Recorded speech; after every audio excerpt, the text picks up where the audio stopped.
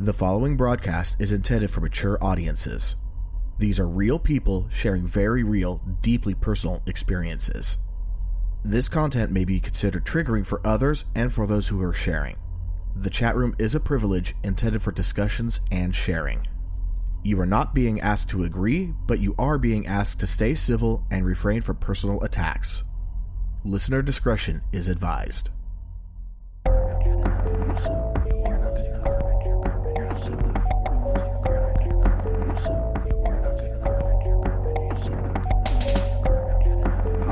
Welcome back to Am I Mental, a live podcast where real people share stories about how mental health impacts life and life impacts mental health. I'm your host, E. With us tonight is guest co-host who said that she was not going to be a co-host anymore, Bexy. Hi! And, enough of me. Yeah, no, definitely can't get enough of you. Jay is still out. Jay's also may not be much co-host much longer. Her business is picking up, and she's getting less and less free time to be with her family, and that's fine. That's fair. That's totally acceptable. I mean, that's what happened with KZ.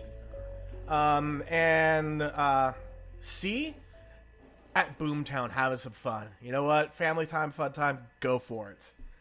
What was that? 100%. Oh yes, I'm 100% behind that. Absolutely. That deserves it. Now, this is starting to feel a bit like season 2, like old school, just me and Bexy and our guest. But just a quick little reminder for everyone, if you like what you hear and you think that this may be helpful to others, share episodes. Best way you can help us is share with other people, especially an episode that you think will resonate with someone. If you want to help further, go to mimental.net/donate. There's a number of ways you could donate, and we do have merchandise. And if there's any merchandise you would like to see, let us know. And I know that Bexy, I got to get her the credentials, but she has some ideas for making some comical T-shirts and stuff where I just don't have the time for it, and I'll just go ahead and get it to her so she can run with it. Also, you could get onto our Discord. We now have self-care bingo, where I try to remember every day to fill out the bingo card for the day before, and I post my results. You don't have to post your results, but we'd love it if you'd participate or join or just even follow along. With all that aside, tonight's guest is Rocco. Why don't you introduce yourself and tell us a little bit about what we're going to talk about tonight?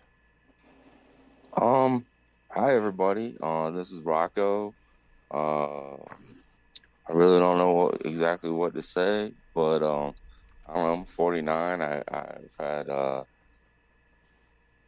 different mental health issues over my life. None of them have been diagnosed because I grew up in the South, and you only go to the doctors in the South for births, deaths, broken bones, and stitches. So and I don't know, maybe my mother didn't want me to have the stigmatism of being diagnosed with mental health issues, but I've depression, anxiety, was in the Army as a medic, so experienced PTSD as well.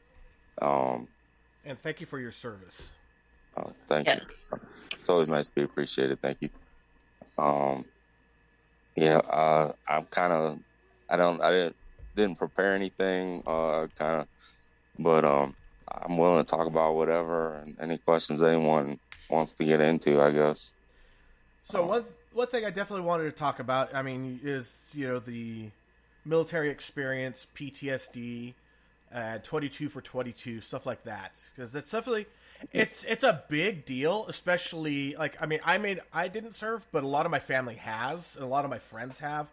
So Right. It is a big deal to me, and I know it's a big deal to millions of us out there. Right. Yeah. It's just, some things you can't get out of your head. I was in Iraq and Afghanistan, and the things you see and the things you experience it'll never escape your head. And my issue when I came back was trying to not confront it, I would say, trying just to avoid it, and that didn't go so well for me. With all mental health, I find that seeking some kind, either seeking help or trying to improve your mental balance, or helps. Avoiding anything is always, to me, is always the wrong way. It just doesn't work. It never goes away. It just keeps coming back. You can't just stick something in a closet and walk away. It tends to grow. Yeah, it all snowballs. I mean, you know, but I don't know. I know you were talking about the 22 for 22.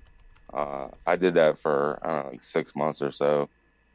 Every day, the guys and ladies doing push-ups, to bring the mental health awareness. And people, it's not just military, it's just all mental health, but it includes the PTSD, and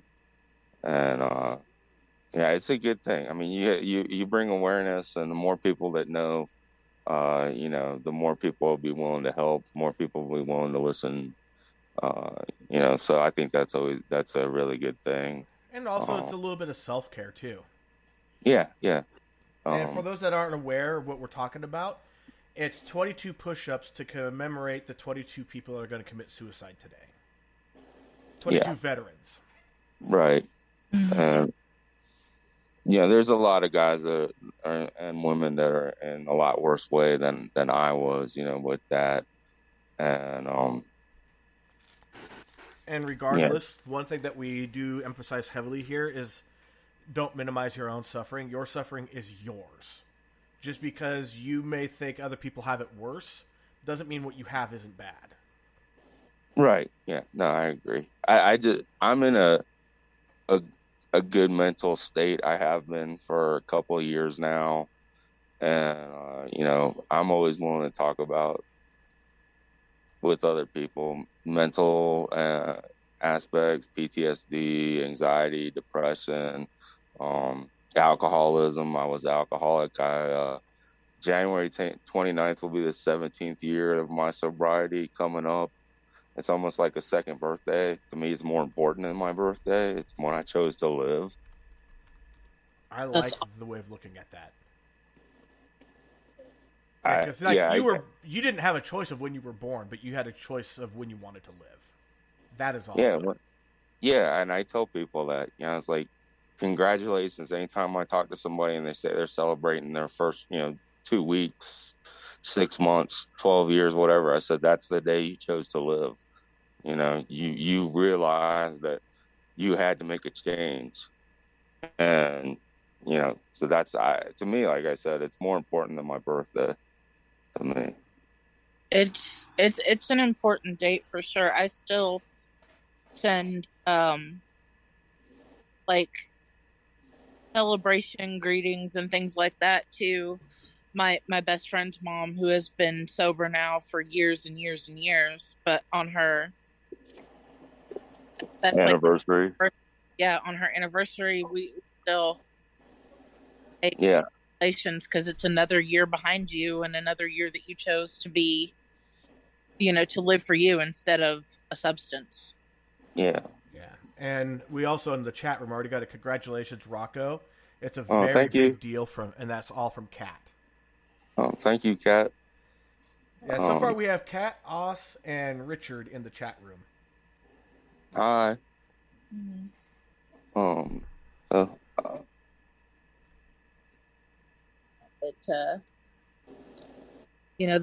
That's like you said, it's an important date, and I love the way that you view it, as the day you started to live, because I mean, like you said, you live for yourself. You're no longer, drowning in a bottle, or drowning with a needle in your arm, or whatever whatever your vice is. Yeah. And I don't ever shame anybody that does drink or have it, and I can be around people that do drink, and for some people it's not an issue, but for others it's a hindrance, and it destroys your life. So I don't want to shame anybody that does drink. It's like one of my best friends. He he nearly died a couple times due to alcoholism because he got that drunk. Yeah. And he's had 2 episodes where he had to restart his counter for when he chose to live. And every time, you know, he's lost friends and family over it. Hasn't lost me because I'm like, look, you know what? You had a bad day or a bad week or a bad month, but you're trying again. You're getting up, you're dusting yourself off, you're starting over. And I commend that, and I will always be there for that. Yeah, I mean, people relapse all the time, and as long as you like push forward, you know, I'm always saying, keep pushing, keep driving, keep trying to improve yourself. And you know, if you fall off the cliff, just get back up, dust yourself off, and do it again.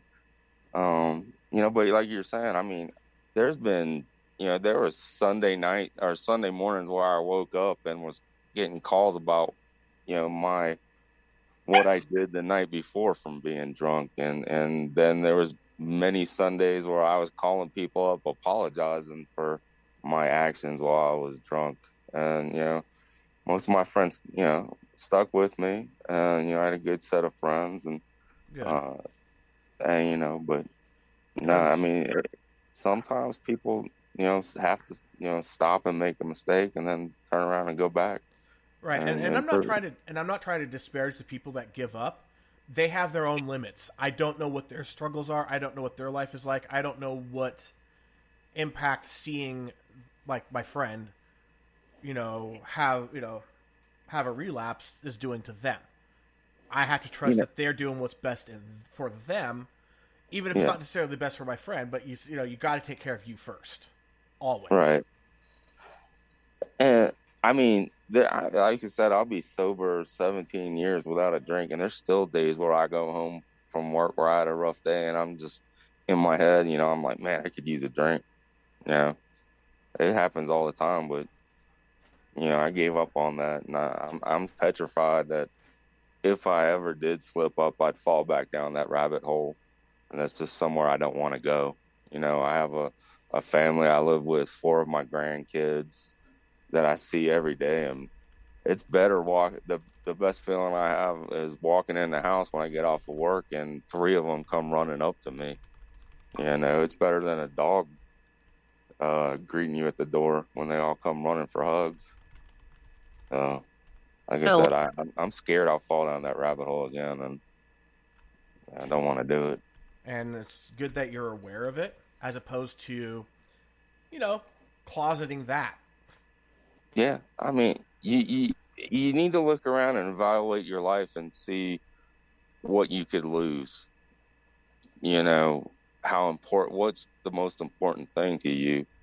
Is it the bottle? Is it the drugs? Or is it the family and the people that care about you? So, and meanwhile, I'm still sending out alerts to people saying, hey, we're live right now. People just need to set alarms. Okay, if you're listening right now, set an alarm. Have it go off about 5 minutes before the show goes live every Thursday. And on the Thursdays that we're off between episodes, you know, between seasons, well, find some self-care. So yeah, I'm just setting out alerts to people right now because I have to do this every week. Yeah. We have a couple comments. Richard says 17 years sober. That's good. And Kat says, and when you were talking about your grandkids, Kat says they probably make not taking that first step totally worth it, which I would imagine is absolutely true. Exactly. You know, I've seen pictures occasionally of you and they're so cute. It's a sham. That's all a sham. They're all crazy. They're all insane. You know, the cuteness just adds to it. You know, they can like smile and do whatever the hell they want. I was like, they can smile at you and wrap you around their little finger, and then before you realize it, you're. Oh yeah, exactly. You're completely overtaken by those little faces, and yeah, I get it. Yep, that is living with grandkids. Yeah, my grandkids are still pretty small. Like, they all wear diapers, but, oh, man. All they have to do is get excited to see me, and I'm like, "Yep, I'm melted."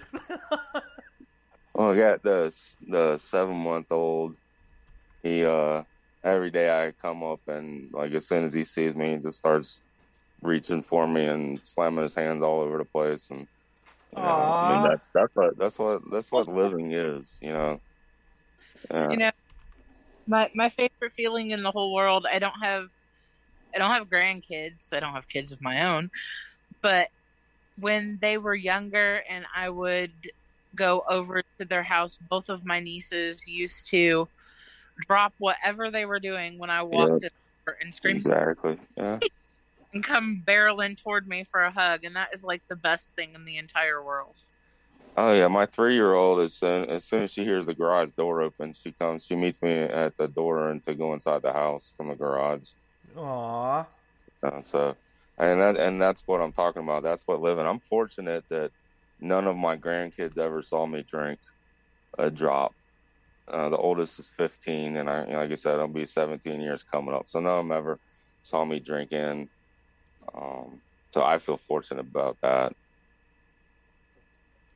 Yeah, like I could say with my grandfather, he was on my mom's side. He was a drinker. He was a smoker. He was a world champion for hydroplane boat racing at one point. Oh. He lived an adrenaline-fueled life, but he was a very broken person. Had already had open heart surgery, and I'm the first grandkid. Like, on both sides of my family, I am the first. I am the oldest cousin. He quit drinking. Oh, as he said, he had his first open heart surgery so he could walk his daughter down the aisle. Right. That's living. Yeah, and then he stopped smoking because of grandkids, and he completely changed. Like, he was just an asshole. I never saw it. I found it hard to believe that he was an asshole. Very hard to believe. Then one of my uncles told me, he's like, look, your grandpa, the day you were born, he did a 180-degree turn on his attitude in life. Yeah. He did not want you to see him that way. He wanted you to see him as a great person, a hero, someone to look up to. And that's what he was. So yeah, that's what you're doing, and that's awesome. It's amazing how a tiny child can totally change your perspective in life. And that doesn't have to be your own child. That could be a friend's child, a niece, a nephew, whatever. But just the reaction you get from a child, and you want to improve and be better for them, to set that example. Yeah, every day my 2 youngest kids come up to me and tell me that I'm the best daddy ever. And I don't get no better than that. That right there just makes you want to go even better. You're like, it makes you go, oh, you think you've seen some things, have you? What else can I add on that you're going to love? Yeah. As a matter of fact, my youngest right now, he will be 5 on Monday. He's sitting down next to me in my office playing Minecraft on his tablet right now. Oh, wait, you're in your office? I thought you were at a beach somewhere. I was getting jealous of the palm tree in the back, man. That's my office, man. No, I wish. Oh, okay, sweet. I wish. I lived in San Diego for about 6 years. I miss it so much. I'm from the coast in Virginia. I live like 15 minutes from like 3 different beaches, and so I grew up in the beaches. So yeah, I do miss that. Yeah, your water was warm though. Yeah. Our ocean water doesn't matter whether you're up in Washington or all the way down to San Diego. It's like about 50 degrees. Yeah, it causes shrinkage no matter how hot it is outside. Yeah, but we had all the medical debris in our water. Washing up on the beaches. Yeah. We have plastic. Yeah. But yeah, no, I love the beach. Like, my grandparents used to take me to the beach every year during the summertime, and that's how I fell in love with the beach. Of course, it helps that I have a wintertime birthday, and I was able to go celebrate my birthday on the beach when I lived in San Diego. That was amazing. I have a winter birthday too, but in Virginia, you don't go to the beach in February. Yeah. At least not to go in the water unless you're doing a polar plunge. Yeah, but if you were in Florida, that'd be a different story. Yeah, true. Kind of like where I was. I grew up in the base of a 14,000-foot volcano. There was snow. Usually, you measure it anywhere between inches and feet by the time my birthday rolled around. So, yeah.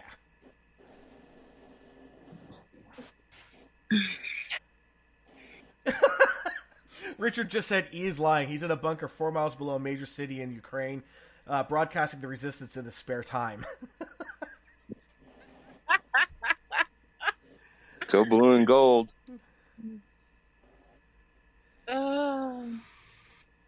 Hi, puppy.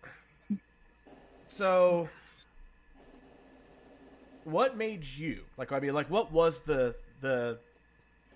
kicker for getting sober? Well, I gave up liquor first, and at one point, like, I grew up playing sports, and I was a rough kid and wrestling and fighting. I never had a nosebleed in my life, and then in the course of like a month, I had like 6 nosebleeds where like it was like a fountain. And I was like, why am I having nosebleeds? And then one of my friends was like, it's probably because your blood's so thin from all the liquor you're putting into it. That's And valid. then I was like, all right, so maybe I give up liquor and just stay on beer.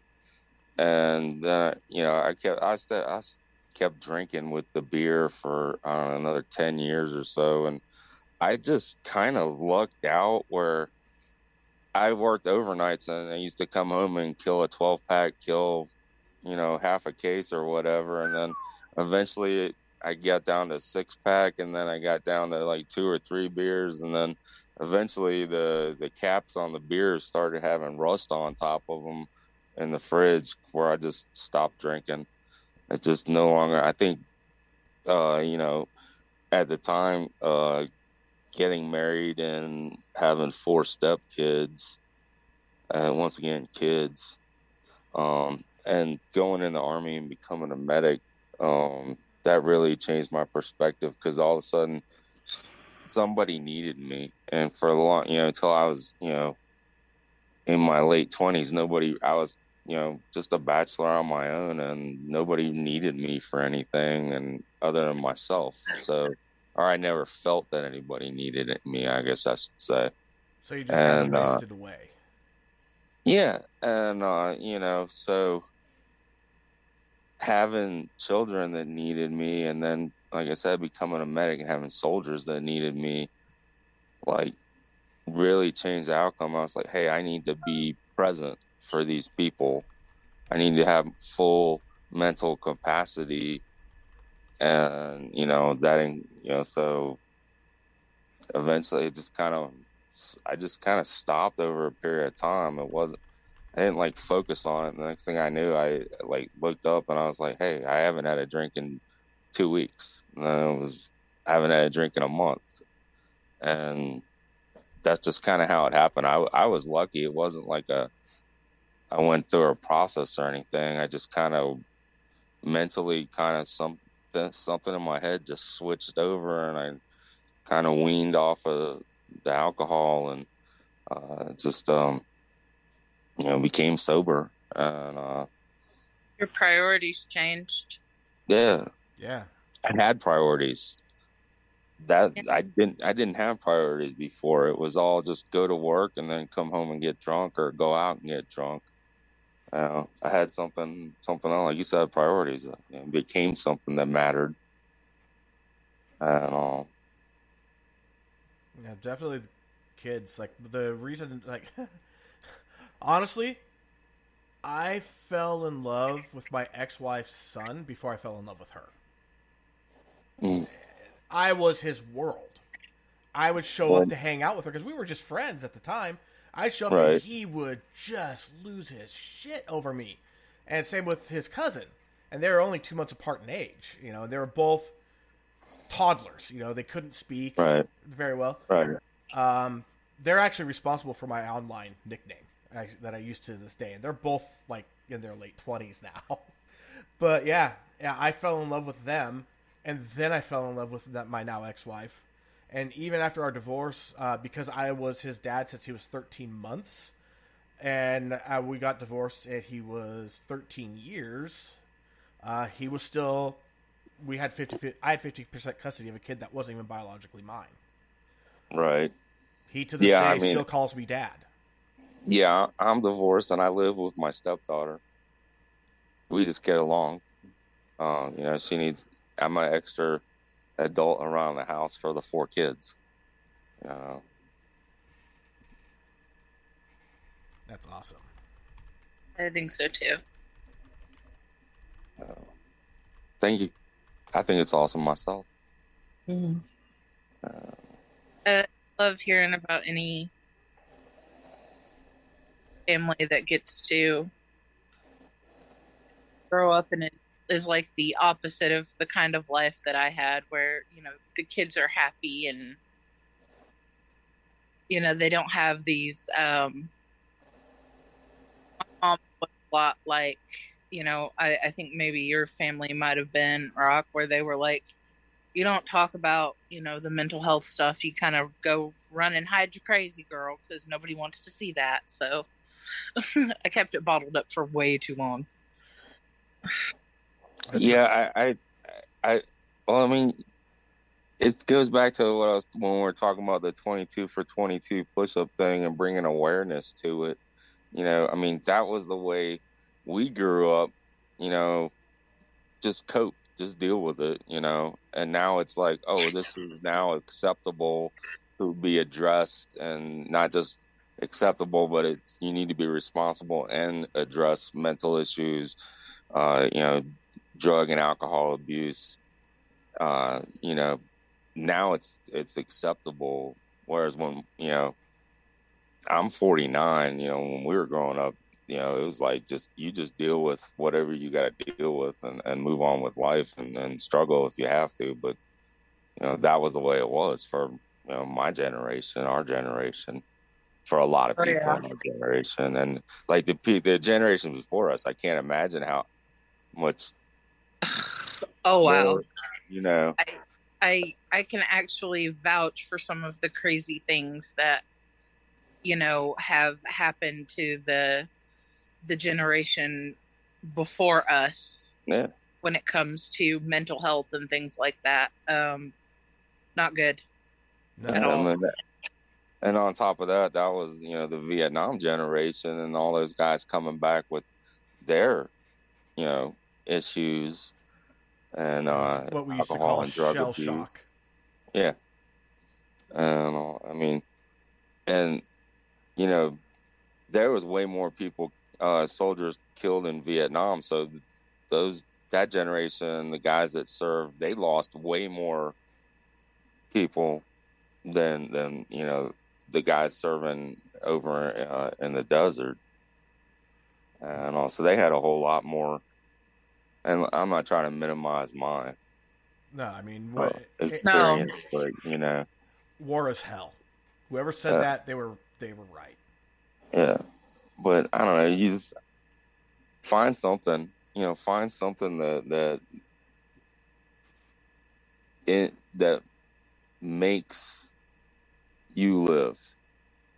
For me, like I said, it was my kids, my grandkids, being a medic, the soldiers I served.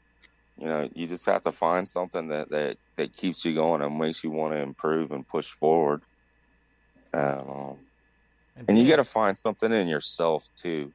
You have to look at your daily experience and say, hey, this is a win. I have a win for the day.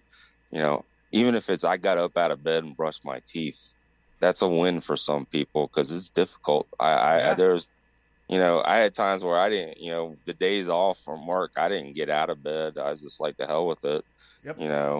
And the only time I would get out of bed was to eat or get something to drink, and that, but well, here's like I said, so the self-care bingo I was telling you about earlier. Here's what's on it, and this is to kind of give you an idea of the little things, like you're saying. Here's the card. There's took a shower, got dressed today, talked to a friend. Took a shower is huge. Yeah. Sat with my feelings. Gave myself a compliment. Moved my body joyfully. Ate food. Listened to my body. Challenged negative thoughts. Had fun. Went outside. Know what? You go, you take your garbage out to the can outside. Congratulations, you went outside. May not be what you would think, but it is. Tried something new. Stayed alive is the free square. Yeah. Practice. And like I said, I mean, all of those are wins. Yeah, I mean, there's stuff as small as brushed my teeth, drank water. Yeah. You know, and if you look at it and you read that and you check it off and you'll say, hey, this is a win. Hey, I got 4 wins. Hey, I got a bingo. You know, it snowballs. And with having depression and mental issues, you know, the little things you got to change to get out of it. You really have to change your mental attitude and your perspective. And I believe to start, you have to just find a win every day. It helps. Every time I've ever gone into like an IOP or kind of group therapy or whatever, they all preach that same thing. The smallest wins, celebrate them. Doesn't matter how small it is. Celebrate them all. Exactly. Celebrate them all. Because eventually that'll start getting you out of the darkness. Out of the darkness you created. Celebrate the wins, for sure. Definitely.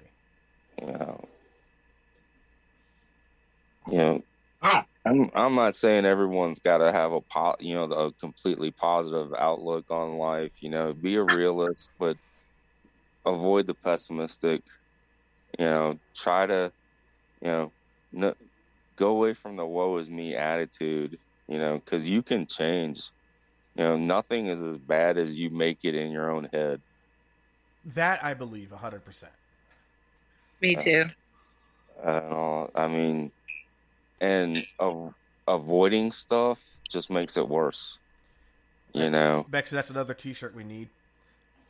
Nothing is as bad as you make it out in your own head. Yeah. It never is. It never is. If you actually confront an issue and work your way through whatever issue it is, and you stop afterwards and you think about it, you're like, man, I thought it was going to be 10,000 times worse. Nice dog. Cute dog. I see it. I think Buster snuck into the house when Greg went to go get his tablet, because I haven't seen him in the office, and there's nobody else in the house, so he's probably having the time of his life. Probably found a palm tree. If I don't have the beach and the palm tree, I have Aurora Borealis as my background. Oh, okay. I like calming, peaceful backgrounds. I mean, I like the waves going on in the background. I'm digging that. Oh, yeah, my favorite part. Hey, look, one crashed right behind you right now. Yep. Meanwhile, everybody else that hasn't actually been on a Zoom with me is probably going, what the hell are you talking about? Oceans? Waves?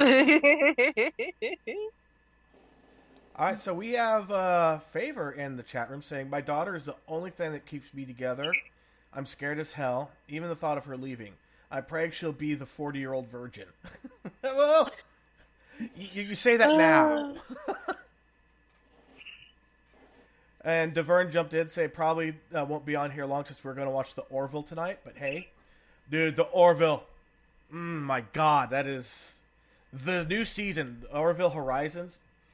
For me, it's the best season of television of any show I've ever seen. For me, it is amazing. I don't even know what that is. All right, so are you familiar with Star Trek? Yes.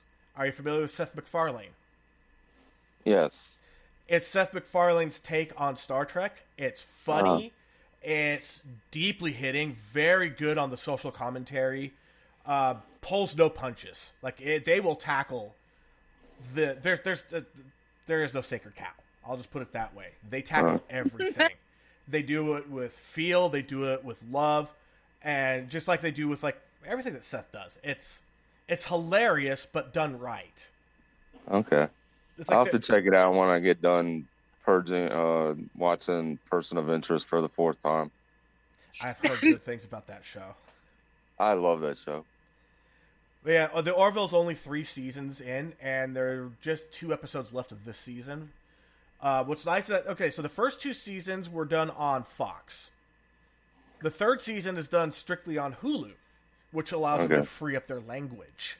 So, at first I was like, oh, God, it's on Hulu. You know, why? And it's like, no, the production quality is better than it's ever been, but they're also freer to say things that they want to say. Right. So it's like, okay, so basically they went on Fox for 2 seasons to draw in their crowd. Now they have their crowd. Now they're getting their freedom. Awesome. Yeah, they're all talking about it in the chat now. Richard, no joke, watching the Orville now. I got my mom hooked on it. Cat, that's the one streaming service I don't have.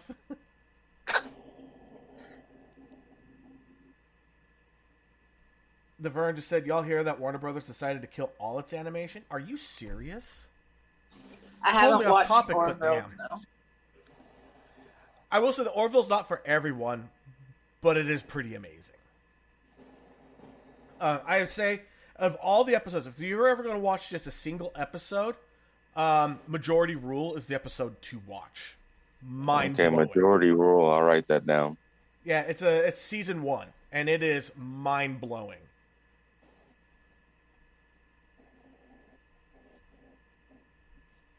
What's great is that as the seasons progress, they get more and more stars on the show.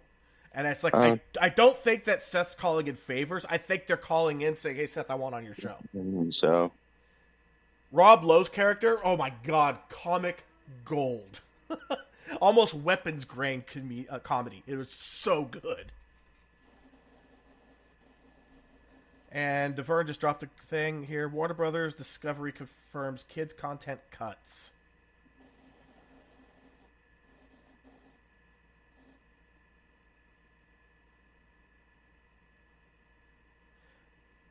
Okay. So I'm just going to quickly read this because this is kind of a big deal. This, not necessarily mental health, but at the same time, I love my cartoons. I love my Warner Brothers cartoons. They have been such a huge part of my life. I love cartoons too. If something makes you smile, that helps your mental health. Exactly. Kids and animated content are set up for a broad swath of cuts across Warner Brothers and Discovery. Yesterday, Deadline revealed that HBO Max had canceled Ellen DeGeneres' preschool series Little Ellen, and it's emerged that this was part of a much wider strategy shift in kids animation. Warner Brothers Discovery operates kids channels such as Cartoon Network and Boomerang, and has had a pipeline of kids shows on HBO Max. The animation pullback followed Deadline's exclusive story on Friday on HBO Max that the cancellation of Gordita Chronicles, in which the streamers said via a spokesperson that live-action kids and family programming will not be part of the programming focus in the immediate future. Oof. Wow. Well, this is what happens when you wind up buying up a bunch of companies, and then some of those companies start to fail, is that it hurts your bottom line. And it hurts you in places where you may be solid otherwise. I mean, they also own CNN and CNN Plus, and CNN Plus was a disaster. $30 million, and they couldn't even cut $30,000 in subscriptions. Wow. Let's see here. Oh yeah, and Richard did point this out. They actually got Dolly Parton in an episode of The Orville. It was fantastic episode too. Batgirl got canceled. I just joined Peacock to watch the Rutherford Falls. It's great. Favor just said, I watched The Neverending Story today. Love that movie. I watched that the other day for the first time. That's one of my favorite books and one of my favorite movies too. I watched that with my 3-year-old granddaughter last week for the first time I've ever seen it. Pretty cool. She also spent 2 hours trying to find a Falcor plush animal. They're on Amazon, and I have a link. All right, Favor, I got you. I'll send it later. And then Divert said they basically canceled Scooby-Doo and basically Tiny Toons. Basically everything. How do you cancel Scooby Doo? Right? Scooby Doo's like one of the greatest cartoons ever. Exactly. And then Scooby Doo is amazing. And Favors got a message for you, Rocco. What's that? And it comes to the never-ending story. First time, dude, get it together. I think that movie still breaks my heart, though. And Richard still hasn't seen it. Oh, there you go. Go ahead, Rich. Yeah, so I got asked. So I'm using this thing. It's NGL, not gonna lie. I use that. Where people can ask me completely anonymous things. And I was asked, what's one thing that I still haven't gotten over since I was a kid? And I said, Artax and the Swamp of Sadness. Oh my God. That just broke my heart. My first time watching that movie, I sobbed like a baby over that scene. Lick. Oh! You have the Oracle crest. I have an Arin. Yes. Oh, that's amazing. You need to put that up on the Discord. Okay. And Favor just said they're funky on Amazon. I found one $500. Oh. No, I found one.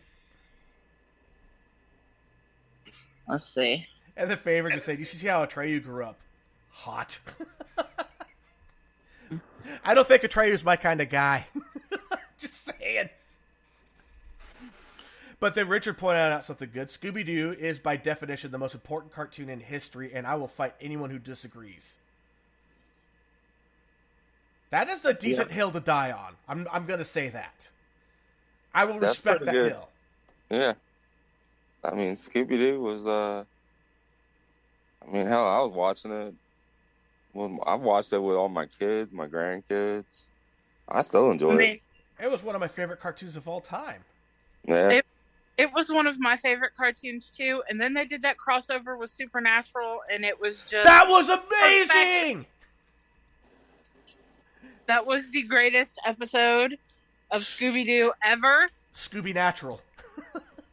Scooby-Natural. Sam, look! I got a bigger mouth!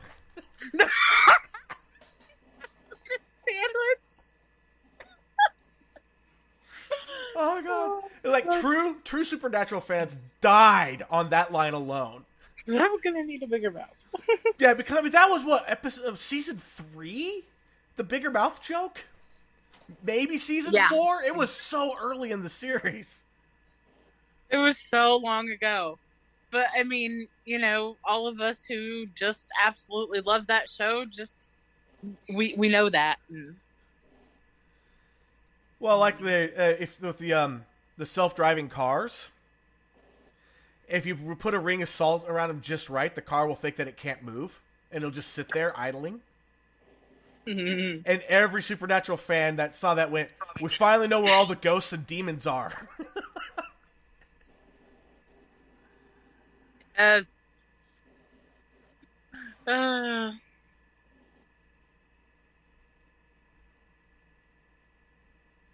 All right, so I'm trying to get Favor that link that Bexy sent me.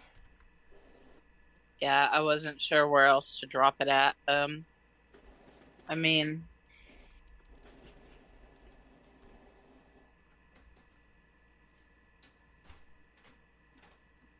right, so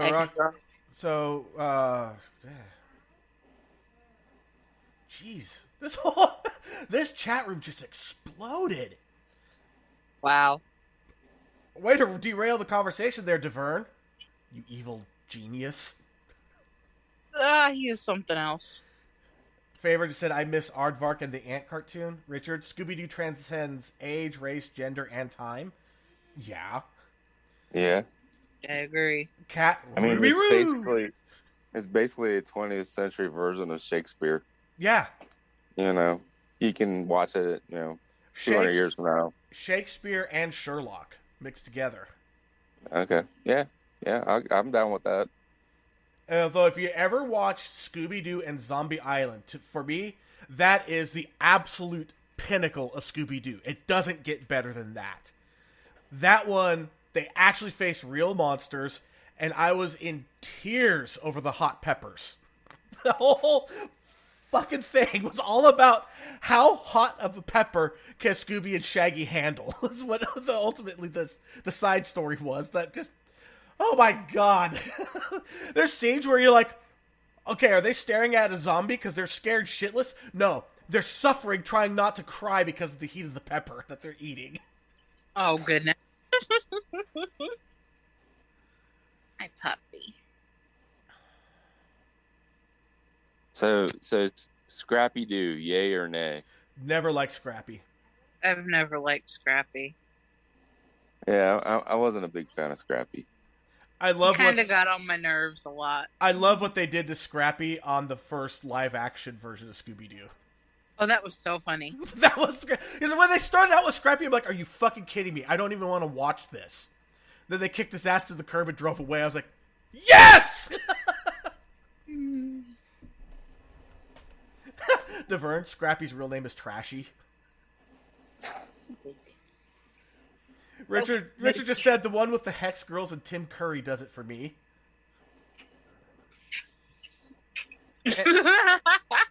Deverne agreed that Zombie Island was the best Scooby-Doo movie in history. Oh my god, I could watch that one still to this day like 15 times in a day and I'd be happy. That would not be... of course, obviously I can't do 15 times in a day because that's 30 plus hours and there's only 24 hours in a day, but yeah. They're still making Scooby movies. I watched, what was it, Daphne and Velma the other day have a movie of their own. What? Yeah. I found this on, where did I find Daphne and Velma? I don't even know what streaming station I was watching, but there's a Daphne and Velma movie. Yeah, I saw it came up on one of my streaming things. And, I was just like, well, if it doesn't have Scooby or Shaggy in it, it's not worth watching. No, seriously, it's not. Okay, so the first gag that really sets Zombie Island apart from the rest is when Velma pulls out the box of Scooby snacks and asks who wants a Scooby snack, and of course Shaggy and Scooby are both like going crazy for it. And she throws him in the air, and Shaggy's ready for him. Scooby intercepts him. She's all, "I've been saving these for a long time." And Scooby's just all, because they're all just rotten and nasty. If that doesn't tell you this is not your typical Scooby movie, nothing will.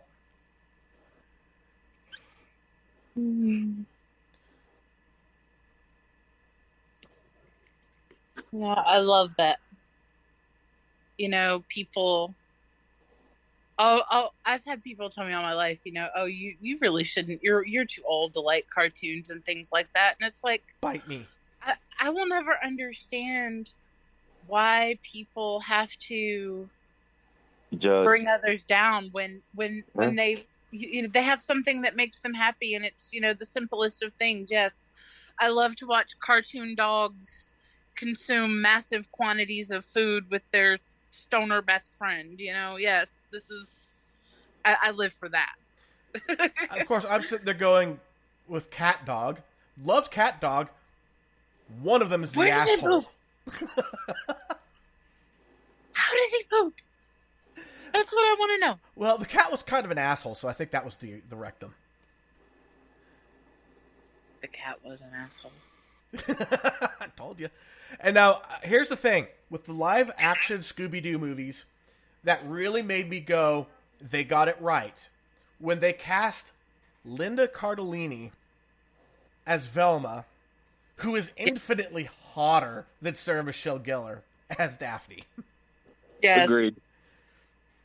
Because, honestly, when you were a kid... I had a thing for Daphne. Yeah, I had a thing for Daphne, too, but as I got older, I started to appreciate Velma more and more. I think they made her more attractive in the cartoons than the ones from the 60s and 70s. Yeah. And Linda Cardellini. She looked like a little boy in the 60s and 70s with her short hair and the big glasses. And I don't know. But then as it went on, I think they made her more attractive. They definitely made her more attractive in the live action movies. Yes, they did. And I just took a screenshot. Kat swore. What? Kat said, "Fuck that. Never too old for cartoons." There, E. I swore in writing. Hush, puppies. Oh, by the way, this is something that Richard pointed out, and it's true. Sunday was George Jetson's birthday, according to Hanna-Barbera cartoons. Yes. George Jetson was born this year. Yep. Favor, my dad watches Disney Plus all the time, drives my mom apeshit. I watch Disney Plus all the time. I watch Disney Plus all the time, too. I watch it all the time, too. Now, okay, so have you guys discovered... Oh, God, I think they're just called a Mickey Mouse cartoon. They're kind of warped, like, late 70s style animation, fucked up Mickey Mouse and company. They're the greatest. They are so funny. I haven't seen these. Okay, so one episode's called Best in Show. Mickey was training Pluto to do a dog show. Pluto got injured because of Goofy. And then Mickey realized Goofy's a dog. So enters Goofy as his dog. And there's a scene where they tell the dogs to beg. And they all start begging, but Goofy goes, "No, please, baby, it ain't like that. I don't love her." It's like, what? I'm from Disney.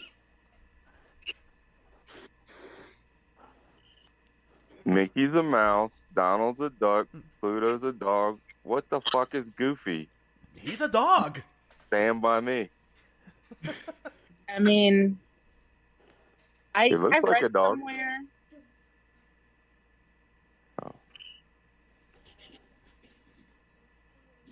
Yeah, so anyone... so I guess the consensus is, with our group, anyone who says that you're too old to watch cartoons, just give them the middle finger and turn on something cartoony to watch. Yeah, tell them to bite you. Yeah. I don't need that kind of negativity in my life. Exactly. It's like people who tell me that's too much peanut butter on that sandwich. You get out of my kitchen with that shit. I love peanut butter. Give me a jar of peanut butter and a spoon and I'm happy. And I am not even kidding. I do like some peanut butter.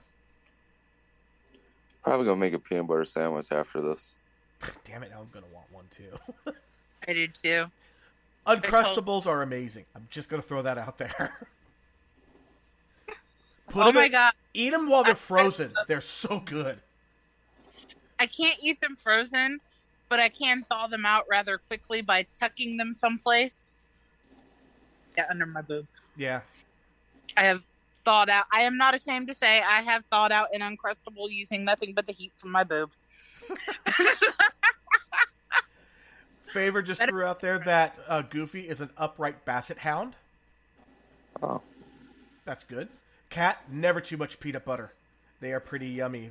Talking about the Uncrustables. I love Uncrustables. Oh, yeah. Uh-huh. And I can't do Crustables. I don't like jelly. I just go plain peanut butter on my sandwiches. What about peanut butter and bananas? Nope. No marshmallow fluff. Peanut butter and honey? Nope. Damn. I mean, I go peanut butter and chocolate, but that's not really a sandwich. It's more of a treat. Peanut butter and Nutella is totally a sandwich. I agree. But let's be honest, Nutella, it's frosting. Okay? I'm sorry, it's frosting. I don't know. I've never had it, but my grandkids love it. Oh my god, it's so good. It is this chocolate hazelnut spread that is just made from heaven. Yeah, I'm diabetic. I gotta watch that. Jar of it beside on my bedside table right now because I was dipping Rice Krispie treats in it the other night. Yeah, and meanwhile, Rocco's diabetic ass is like, nope. And I'm going, man, that is a lot of sugar, and I'm borderline diabetic. I shouldn't have, but I did it because reasons. And Favor's comment about Bexy talking about defrosting with boobs. Oh, damn. LMAO boobs. Heaters. Yes. Yes. Yes. And then Richard had a question. Speaking of Goofy, is Goofy bald? I don't know. I've only seen him with a hat on. That is a good question. And the cat said instead of cleavage, I have the Grand Canyon. Okay. So what, do you have like L cups? Is that what you're saying? Goofy has like 3 to 4 hairs on top of his head, but that is it. Yeah, and where Richard pointed out, his son Max has a full head of hair. Yeah. I think Goofy's bald. I think he is. Kind of like Homer. Yes. Cat, peanut butter and dill pickles. I would have to try that. I don't know. I avoid pickles at all costs. I have tried that, and it's not bad. I was surprisingly shocked at how good peanut butter and pickles were together. All right, so what's with pickles, Rocco? I just don't like them. I find them disgusting. All right. You're allowed to have your wrong opinion. I will throw some jalapenos, some sliced up jalapenos on a peanut butter sandwich. Ooh. If I have jalapenos. I will pass on the jalapenos because sometimes they're fine and other times they're vengeful the next day. Yes. What I do with peanut butter sandwiches that is really weird, and it is just a peanut butter sandwich that I do this with. There is no jelly or anything. I dip it in chili. Interesting. Peanut butter and chili is freaking amazing. I like chili on pasta. Favor just said Rocco's pregnant.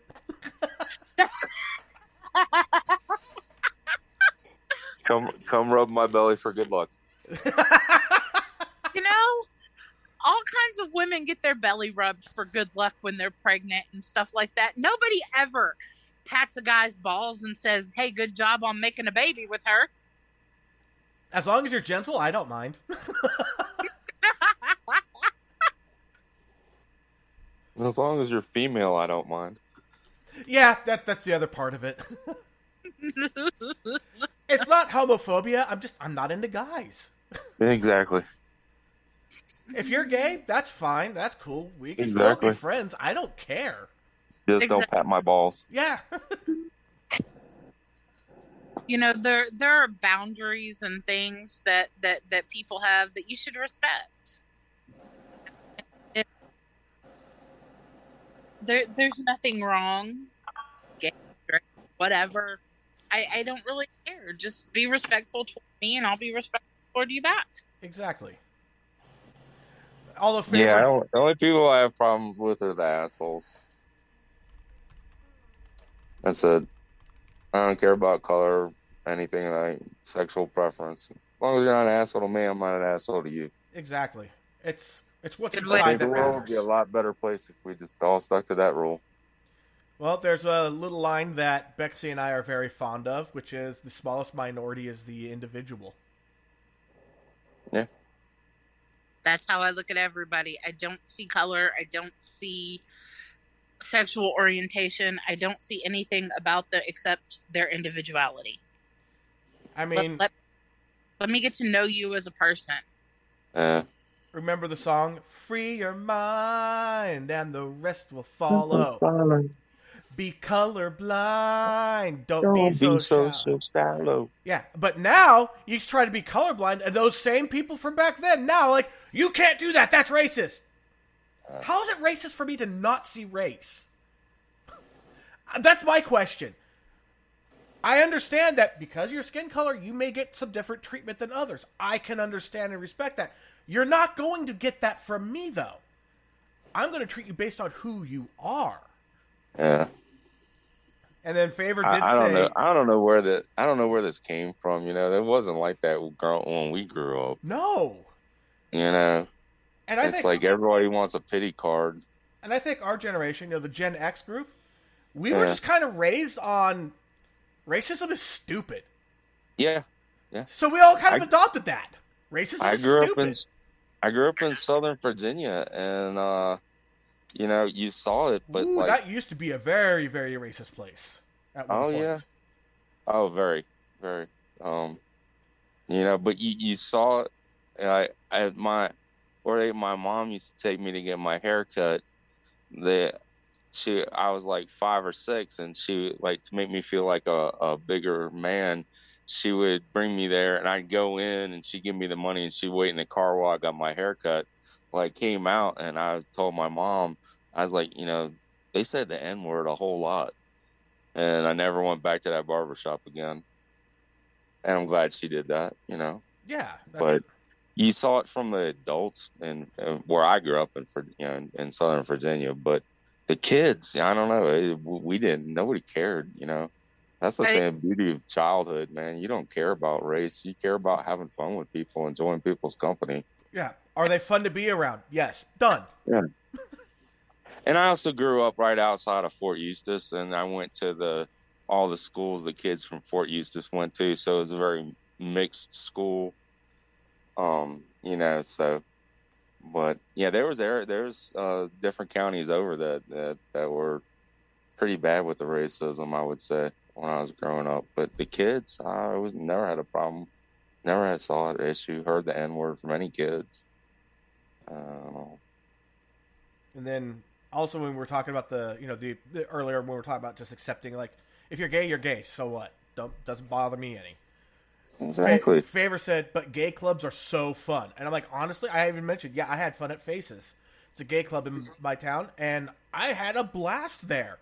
The guys there were very respectful. They'd come up and ask, are you? And I'm like, no? Okay, well, have a good night. It was awesome. I mean, people really wanted to know where, are you game or not? That was awesome. There were no assumptions made. Yeah. I went to, in Richmond, Virginia, there was a restaurant or a club or something that on Sunday they had a drag queen brunch where all the servers were drag queens. And it was great. So fun. That sounds awesome, fun. Man. I mean, I love that RuPaul drag show. It's hilarious. Oh, RuPaul's the best. Not only that, but I mean, you and I were talking like last week, I think, about Tu Wong Fu and how great Wesley Snipes was. Oh my God, he was amazing. and how much we both really enjoyed that movie because it was so great. Yeah, and it was also about how I think really what led to that was God damn it, I could see him clear as day, but the name is now just slipping my mind. The little guy. The little Hispanic guy that was on Wong Fu. Oh, John Leguizamo. Yeah, John Leguizamo. Oh, yeah. That we were talking about him. When he's in the right roles, he's one of the best actors out there. But when he's in the wrong roles, he is in the way wrong roles. And one of the worst out there. Like, okay, The Happening was a terrible movie to begin with. Having John Leguizamo in it only made it worse. Agreed. Dawn of the Dead was a great movie except for John Leguizamo. Like, seriously. I'd agree with that, yeah. But Moulin Rouge would not have been the same without John Leguizamo. I don't think anybody else could play Toulouse-Lautrec like he did. No, exactly. It's amazing. He is perfect in Boo. Absolutely perfect for that role.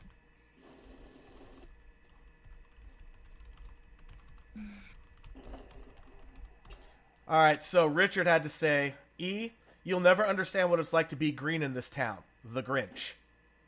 My reply, Dear Grinch, when I fart, everyone is green. Oh my God.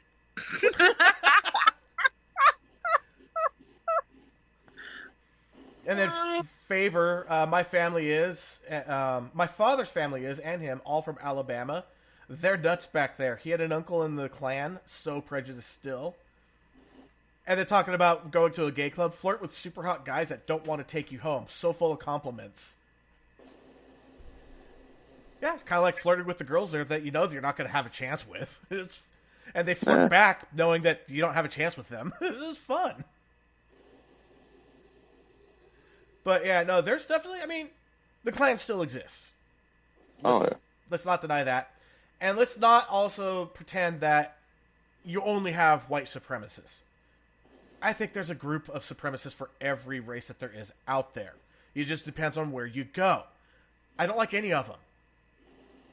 I don't like any of them pretty much equally. The one I like the least of all, obviously, is the KKK because I'm white, and I think they're stupid for that.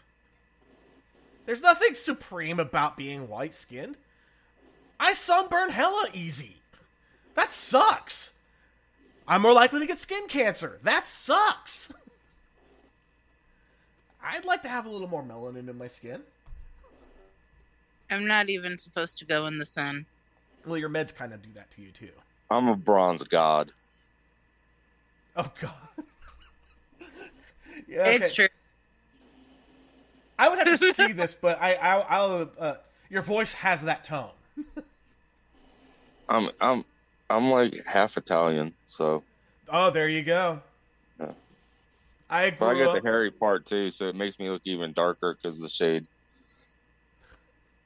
Okay, now the question is: when you take off your shirt, are you accused of wearing a sweater? Nah, not that bad. Okay, that's good. But like, yeah, I'm half Italian. I got the bronze skin. So I am partial to Italians, having been raised in a town that was probably more than 50% Italian. That just 2 generations ago, the the local language was Italian. Being raised around that, you kind of get an affection for it. Yeah. Italian women are hot. I'm sorry, they just are. I was actually asked on the NGL where are the hottest women from, and I said it could be a toss up. You got the United States, you got Italy, you got Israel, you got Brazil, you have Arab. Oh yeah, Arabs hot. I mean, it's not about the oil. It's not about Allah or the Quran. it's the women. It's about their women. 100%. And Favor just confirmed it. The problem with John Leguizamo. She saw a movie a while back with a full frontal. Poor John, not impressed.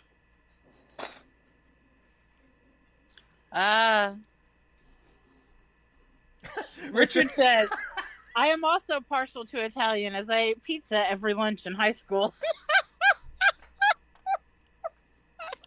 Maybe that's what's messed up with these younger generations. They didn't have that same pizza that everybody had growing up. Oh my god, that school lunch pizza was literally like the best thing ever.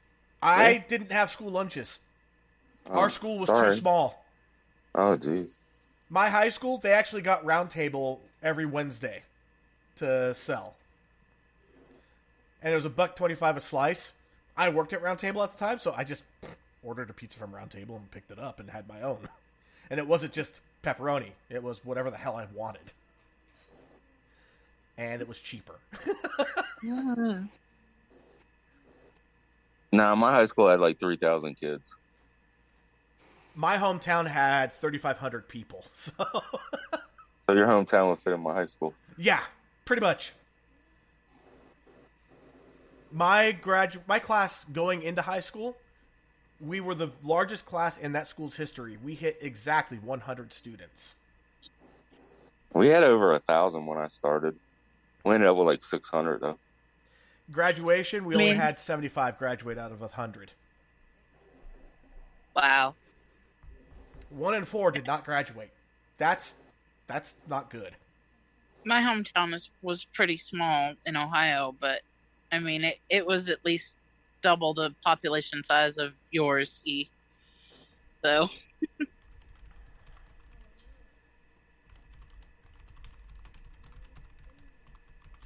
All right, so Favor just pointed out, don't you remember the free lunches for kids showing up in the brown paper bags from Sweets and Eats and the harassment those poor kids got? Shaking my head. Like, I remember that, but we didn't have a cafeteria. That's what I was trying to say.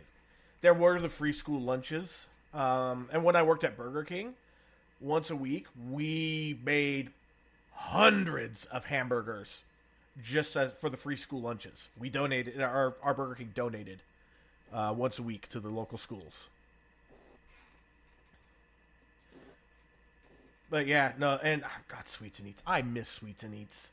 First time I ever saw a donut made was at Sweets and Eats. It was an amazing bakery. And I hate that they're gone. But Richard did point out 75% graduating is still passing, baby. Yeah, with a solid C. I think we had about 65% in my high school. But a lot of kids transferred. They were military. Ah, there you go. A Favor said, my family qualified, but my mom was too proud and I didn't complain. I was never one of the ones that picked on or harassed the kids that got the free lunches. I thought it was cool that they got free lunches because they would have been hungry otherwise. I thought that was really awesome. And I was known for packing extra in my lunch to share with people like you, Favor, that maybe didn't get quite enough, or but they were not getting the free lunches, or even if they got the free lunches, they were still hungry. There just wasn't enough. My school, they had little punch cards for lunch, and the kids that got free lunch, they just got a punch card that everybody else got, and that everyone else paid for. So nobody really knew who had free lunches where I grew up. Yeah, everybody knew where I grew up because they would just walk in, they at lunchtime and call out the names of the people, or those kids just got up and went and got their bags. It was obvious, and I felt really bad for those kids. I guess that's also why I was one of the outcasts. I cared.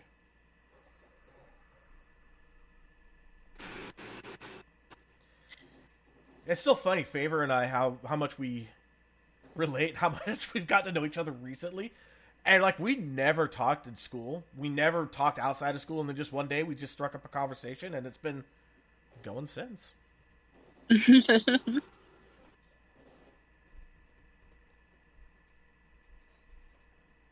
Maybe we should have an episode about how social media can positively impact mental health. Well, yeah, I don't see any reason why we couldn't do that. I mean, it does. For social media, I wouldn't know either of you two. Yeah. And there's a lot of support out there for not just mental health, addiction, weight loss, people improving themselves. There's a lot of people out there that support each other, Mm-hmm. Yep, there is. Yeah, Favor was just saying it was the typical group of assholes that tease kids. Yeah, I know exactly which group that is. She said, I had lunch. My family didn't look poor. We struggled silently. Clothes on layaway. And they said that I was too tall and off-putting. Okay. It's like with my family, we had it kind of rough, but we weren't that rough. We didn't have to put clothes on layaway, but it was definitely one of those things where it's like, take care of your clothes, because if you get any holes, well, you're going to have holy clothes for the year. Yeah. There was, there were only 2 times that I could count on getting clothes, which was back to school and Christmas. Yeah. Mm-hmm. And then Kat said, don't know if they had that back when I was in school, back in dinosaur time. And Richard just said, social media is the problem and the solution in the right doses. Yeah. I agree. Yeah. It's just a tool. Yeah. And just like any tool, it could be used for harm or good, or neutrality, or whatever, entertainment. Yeah, it's those crap asshole troll people that just get their kicks out of putting other people down. Yep. I mean, let's look, like a good example. Let's look at a hammer. You could use a hammer to break things like windows. You can use them to build things like a house, and you can use them to entertain yourself, like smashing pops or the caps, the little rolls of caps I got from cat guns. I work in a warehouse for windows. We don't talk about hammers. Ooh. Yeah, I move windows all day, so yeah, we don't talk about hammers.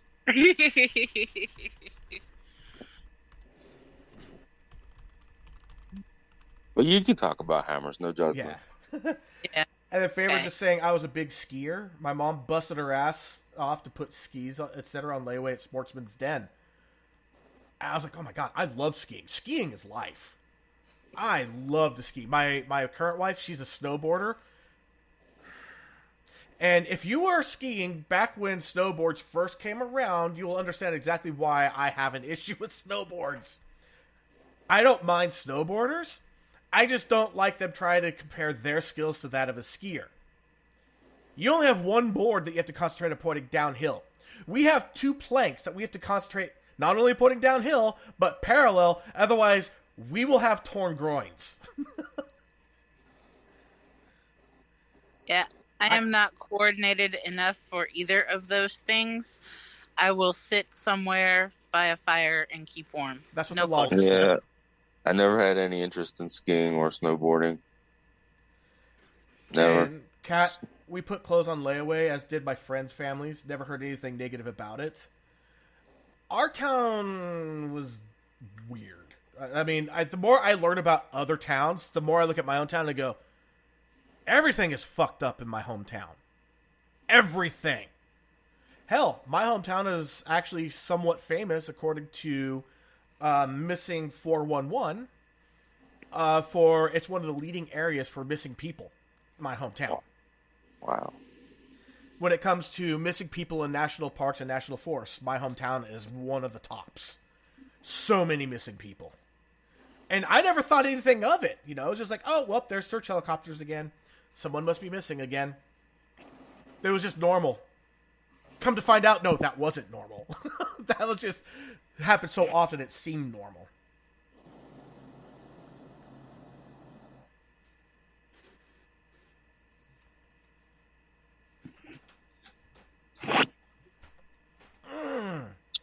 Favor just said, tried snowboarding once, wound up in the ER with an internal injury.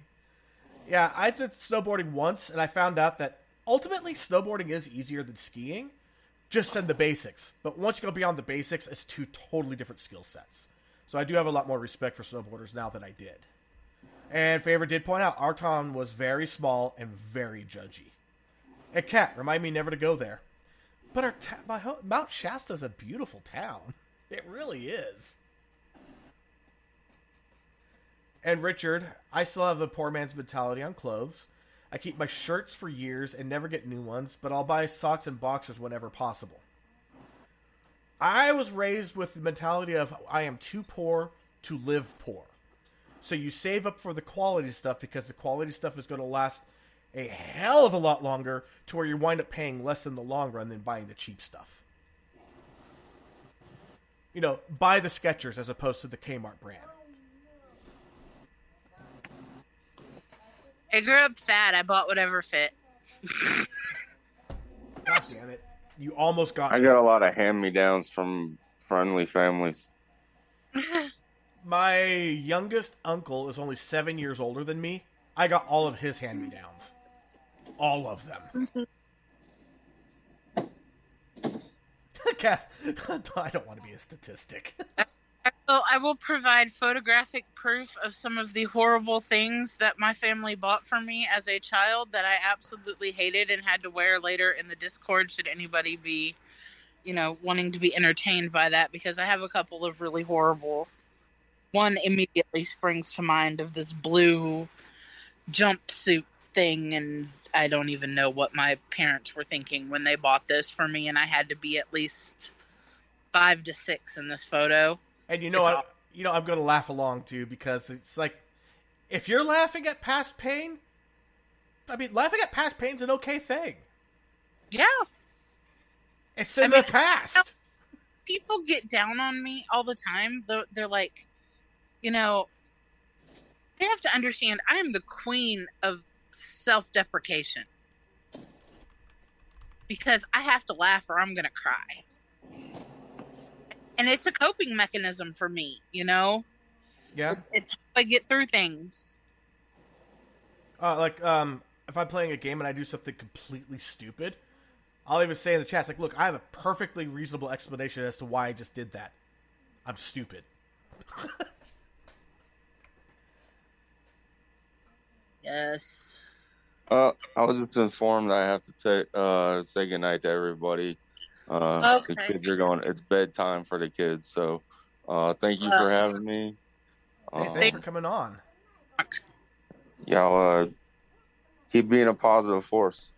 Definitely. If you ever want to come back, let us know. We'll focus on something more focused, I guess we could say, and go from there. But yeah, you're always welcome back. Appreciate it. All right. Bye-bye. Y'all have a good one. Bye, Rock. Bye. All right, so the question comes down to, do we continue the episode just us, or do we end it? That is totally... What does the chat want to say? Yes. Let's play Let the Chat Decide today. Yep. Favor said bye, Rocco. Kat said thanks, Rocco. Congratulations again.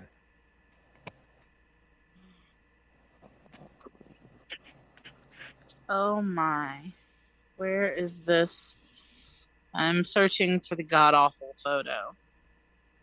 Hey, as we speak. Better than the Golden God Fong.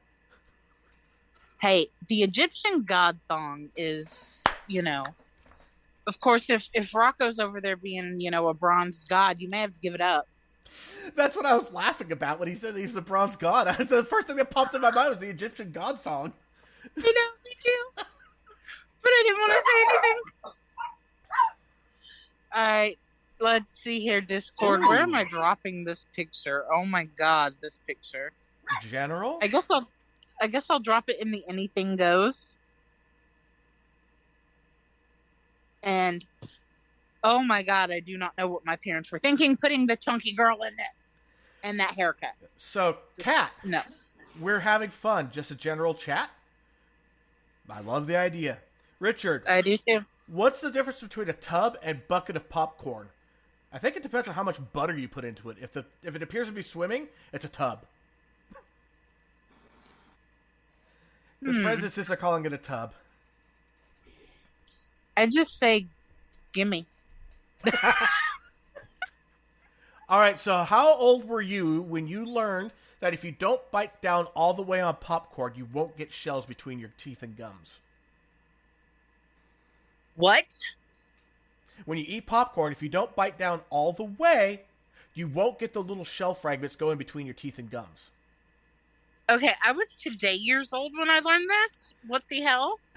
I learned this one probably about 10, 15 years ago. Same with blackberries and raspberries. If you don't want the seeds wedged into your teeth, don't bite down all the way. Bite most of the way down. With blackberries and raspberries, I squish them against the roof of my mouth so I don't bite into the seeds. There you go. And then Favor was talking about her experience with the snowboarding. She said it was all bad to Kat. I thought I was going to be all badass at it. Not the case. But all new stuff. All Roxy. Almost died. Oh, speaking of like an almost died, for a regular of the show, a regular listener, Ivania, I hope you get better. Yes. She's in the hospital right now. She's recovering. Had a close call. If she wants to share her story, she can. But just thoughts for you. All the love to her. And also was a guest on the show, season 2. A good friend of mine who talked about alcoholism and how his own biological father, I'm just going to say it, raped him, and raped his other kids. He just had to put his dog down today. So all thoughts for him as well, and all the love for him. Yes, definitely. Especially since his dog literally, not figuratively, literally saved his life twice. I was going to say not once, but twice. Yeah, today. Yep. The good though. Richard's all, but I don't want to choke. When it comes to the not chewing all the way down, you just don't chew all the way down. Popcorn and those berries are so soft, and the saliva gets it so easily that it just turns to mush anyway. You don't need to bite down hard. And when you don't bite down hard, you're not getting that shit in your teeth and gums. Oh, and Kat just asked, Favor, oh noes, did you look fabulous though? Oh, I'm sure Favor looked fabulous. But I also remember, what she looked like, right out of high school. I know what she looks like now. Yeah, she looks fabulous, I guarantee it. Favor just said, too many times I saw people come into the office with gum abscesses from popcorn shells. Nasty stuff. Popcorn scares me. I don't really care for popcorn to begin with. But, I mean, you get caramel corn. We're talking. You get the zebra corn, kettle corn. We're talking. But yeah, plain buttered popcorn, whatever. See, that's my favorite thing. Plain buttered popcorn at the movie theater, and I pour a box of peanut M&Ms in it. I like that. Eat it together. Or Milk Duds with popcorn. Equally good, a little more sticky, but really good. Okay, Richard. I don't know if I'm ready to tackle this question. It's a great question, but okay. Because I have the whitest of white uncles, and they both had afros. So His question was about Goofy and is Goofy and his son black? Because when Goofy goes to college, he is shown having an afro. Well, afros aren't just for black people. I know some white people that naturally have afros, and there's nothing they can do about it. Yeah. So I don't know. I'm not sure about that either. I never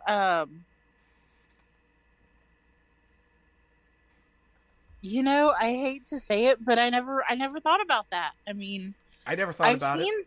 I've seen the thing where, you know, Goofy goes to college and he has the afro and whatnot, but I don't know. I think it's a cartoon. It's a dog. Yeah. And dogs are racist, so they are. Dogs are racist. I've seen it. It is the weirdest thing. Mm-hmm. And it all comes down to what the dog's exposed to. And they see somebody that's the wrong shade for them, they're like, whoa, there's something wrong with that person. What's wrong with that person? That's what they're doing. They're not judging. And the cat said I could go years without eating popcorn, but if I start, there'll be a string of eating it daily. I'm the same way. I can go for a long time without eating popcorn or wanting it, but let me decide one night that I want to have a little bit when I'm watching the movie, and then it'll be for the next few weeks. I'll be making a bowl of popcorn every night. But I don't do the microwave stuff anymore. I do mine on the stovetop and with the real butter and the shaky thing. And we actually have one of those movie theater popcorn poppers at our house. It's a miniature. It's a miniature one, and it's fucking amazing. Put in the coconut oil. I'm sorry. Now that's how you make popcorn. Coconut oil. That's the key. I hate you. No. I never use it, though. It just gathers dust. The kids love popcorn, but they're not patient. They want it in the microwave so they can have it now. Yeah. But when we have birthday parties and stuff, we'll break it out. Actually, we should be breaking it out this weekend for Greg's birthday party. There you go. We also have a hot dog steamer, too. And we have a cotton candy machine. Yeah. We got a lot of goodies at our house. We're kind of spoiled. But it's because both my wife and I, we grew up pretty poor, and now we're not poor. We're not rich, but we're not poor. I get that. And the cotton candy thing reminds me of an episode of The Simpsons where Homer is looking for this anniversary gift for Marge, right? So he gets her this thing called the Kitchen Carnival. Okay. And this machine has a deep fryer, a cotton candy machine, and a vat of caramel all right there in one thing. Perfect. So you can make, you know, the deep fried snacks, and you can have your cotton candy, and you can make caramel apples and things like that. Homer, in his infinite wisdom, sticks his head in the cotton candy machine, twirls it around, comes out with this pink puffy afro, pulls a piece off of it, eats it, and goes, only my hairdresser knows for sure. And it is one of the best gags in The Simpsons that I've ever seen. That's a good one. And I absolutely love it. All right, so there was a challenge. There was an internet challenge. And I challenge any of you to do this. Go find cotton candy or insulation, and then try to figure out which is which. They are so similar looking in photos, it is nearly impossible to tell the difference. Yeah. The other part of that episode that I liked is Homer made himself a giant ball of candy by pouring caramel over the cotton candy, and then more cotton candy and more caramel. And when the kids wake up in the morning and see it, they're all, and they run to it and start kind of, you know, eating on it and everything. And he's all, that's right, kids. Suckle daddy's sugar ball. Greatest. I don't know. That's the favorite just said that I literally have no reason to leave home for a kid's party, and she dropped my name. Name bomb. I was like, yeah, and we also have a bounce house, too. We seriously have a bounce house. Wow. I don't get in bounce houses. Here's the thing. A good used bounce house is the same price as renting a bounce house for a day. So fuck it. Use it twice. It's paid. It's already more than paid for itself. Right? And when you have little kids that are going to enjoy it like all the time. Yeah. And now we have grandkids coming along. Yeah. Not bad at all. No. And we also have two different sizes of trampoline. Our house, it looks like a daycare. Like, it really does. There's so much shit in our houses for kids. But you've got so many kids around, though. I mean, you know, you have your kids, and your kids have friends, and it just, it makes sense sometimes. I mean, I can't have stuff like that. Like, with Adam, you gotta be extra careful with stuff like that with him. Like, you never know if you have a pool set up and he knows about it, if he's gonna run out the door and jump in it in the middle of the night with nobody around, you know? So I have to be really mindful of stuff like that. I am excited, though, to get into an apartment complex that does have a gated pool system. That 2 of them, so I can take him swimming every day until it closes. Yeah, Kat was just asking, how big is your house and yard? Like, I'm sitting on about a 1/4 acre, 3-bedroom, 2-bathroom, 2-car garage, RV parking. I have some fruit trees. We have enough room I could put in a full size swimming pool and still have yard, and not just yard, enough to still have the giant wooden swing set that we have with sandbox. That we actually have its own bark box to hold it all in, and everything else.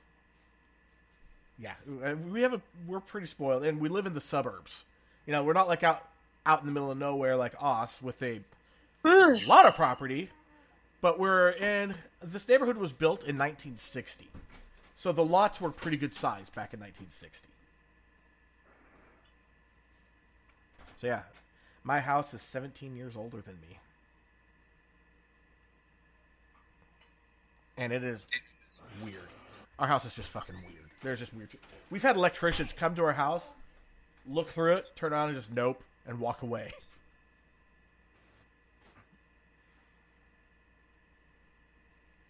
Yep. Yeah. Ooh. There's actually only one person that really knows 2 people that know our electric layout well enough to work on it. And it took them some time to figure it out. So we have 2 people that we trust.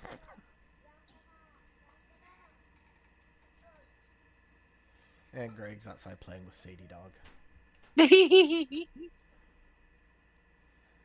Oh, Lord. All right, we got to play a game of asking the audience. Okay.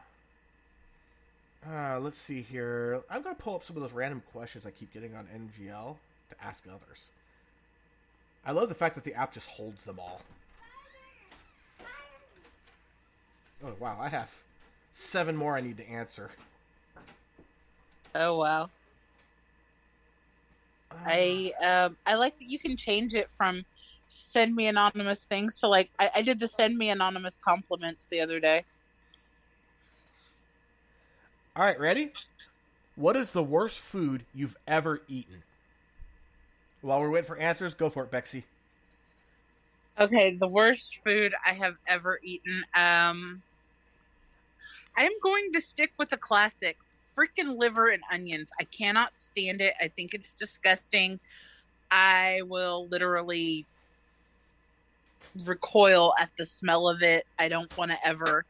I will never. If I had ever been able to have children, I would never have forced them to eat liver and onions the way my mother forced me. And I'm sorry, Mom. Your cube steak, for me, is the stuff of nightmares. I'm sorry. Just, It was like the grainiest shoe leather ever. Let's see here. Kat said liver. Richard said, worst food is hot dog with relish. I hate relish. Favorite, red meat.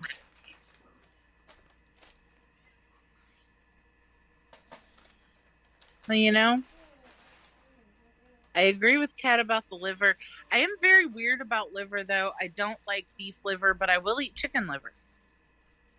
All right. Weirdest food you've ever eaten? I don't know. I don't really get a chance to eat anything really weird or strange or anything like that because, I mean, I consider seafood weird and strange because I have an allergy to it. I can't touch it, so There you go. I don't know. I don't really. Have you ever had rattlesnake?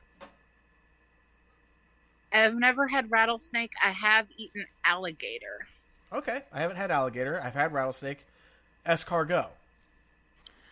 I have not had a snail. I hear they taste like buttered gummy bears. It depends on how they're made, but yeah, when they're done right, they are absolutely delicious. Garlic buttered gummy bear. When they're done wrong, it's a buttery, garlicky booger. I mean, I am all for garlic and butter on things. Those are two of like my favorite ingredients to use to cook. I had pizza last night and I dipped the crust in garlic butter. So yeah, for me, for my foods, of course, there was, like I said, rattlesnake, escargot, carpaccio, which is very thinly sliced raw beef with olive oil and capers. Yeah, and sea salt. I've had... What other weird... God dang it. I had a couple other weird foods, too. But yeah, I'll try anything, for the most part. There's only the... I can't remember the exact name of it, but it's a... it's either like a Filipino or a Vietnamese delicacy that I will not try, which is the duck that's still in the egg that's nearly ready to hatch. Yeah. No. And in there we have favorite said sea urchin. That's actually worse than red meat. I happen to love sea urchin. Cat, shark. I've had shark. Octopus, had that. Squid. Yeah, calamari. Venison. I've had venison. I've had black bear. I've had venison before. I have never had fugu. I've never had fugu. Cat just asked fugu. Yeah. Yeah. That's where I got it from. I was looking at the chat. I saw Kat had said that. I don't know that I'm brave enough to even try fugu because one mistake of the knife and you're dead. From everything I've been told it's not all that great. It's kind of bland and it tingles. Well, that would be the tetrodotoxin. Well, yeah. I kind of want to try one of those weird fruits that's kind of smelly, like the durian. I've never had one. I want to try it. I've heard you either really like it or you fucking hate it. Hate it. And I want to try. I want to know. And what's funny, no two people describe it the same. Exactly. Now, I've seen Anthony Bourdain eat the shit out of durian on one of his shows where he's like, yeah, you know. But I've also seen video reactions of cats reacting to being given a piece of durian and the faces that... It's so funny. How about the cat, that one cat that sniffs the string cheese and then starts retching? Yes. Of course, I mean, it's mean. Doesn't cause any permanent harm, but it's also funny, and I'm sorry, it is kind of mean. Giving a cat ice cream just to watch the brain freeze. Oh my god. They literally freeze. Alright, so this was a good question. What's the worst movie you've ever watched?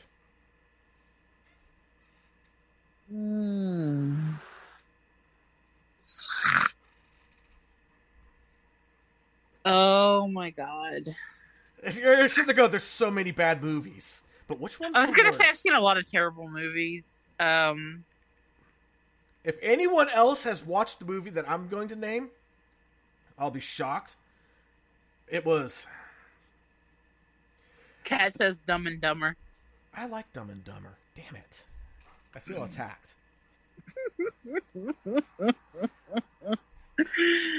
I'm not a fan of Dumb and Dumber. I think Elf is the stupidest movie in the fucking world. Sorry. I haven't seen it, and I don't really want to. So my movie? I'll go for it.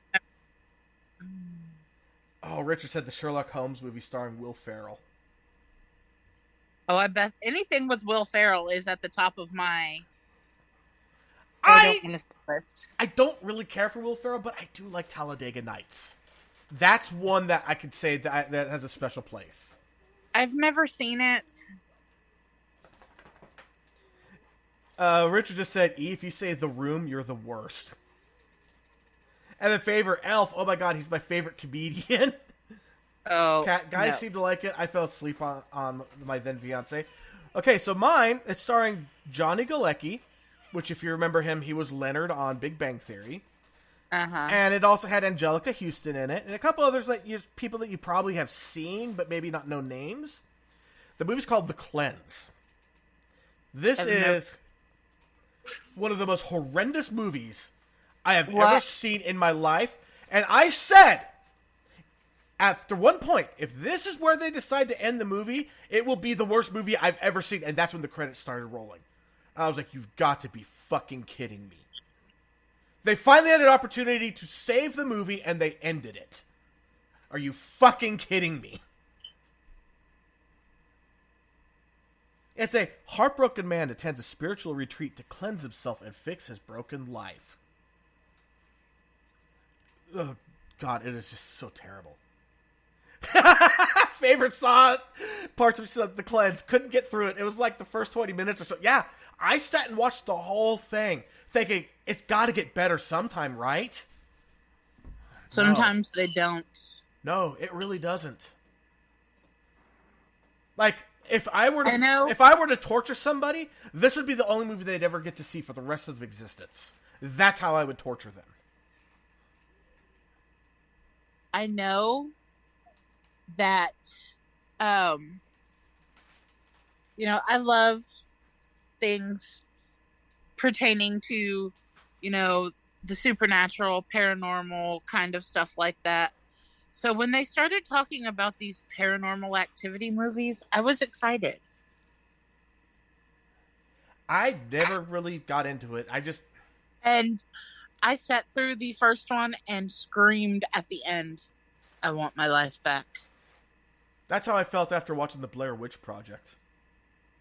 I've never seen Blair Witch. I refuse to watch most found footage movies. I gave Paranormal Activity a chance.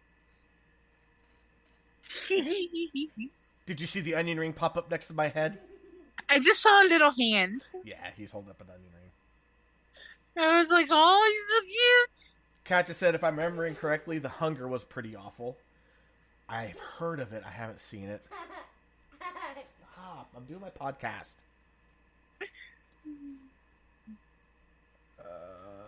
There was another question that came up here. I still say The Happening was horrible and I shouldn't have watched it. Bird Box. I was forced to watch The Happening against my will, and when it was over, I said, I want that hour and a half of my life back. The Bird Box was just The Happening with blindfolds. I'm so glad I didn't watch that. Oh. Fucking awful. The only reason I gave it a shot was Sandra Bullock. I generally like her movies. So, there is one found footage movie that I thought was phenomenal. Because I generally don't like found footage movies. Cloverfield. Cloverfield? Yeah. That one was phenomenal. Yeah. I have to give it up for that one. That's the exception. They did it right. Yes. They didn't try to explain anything.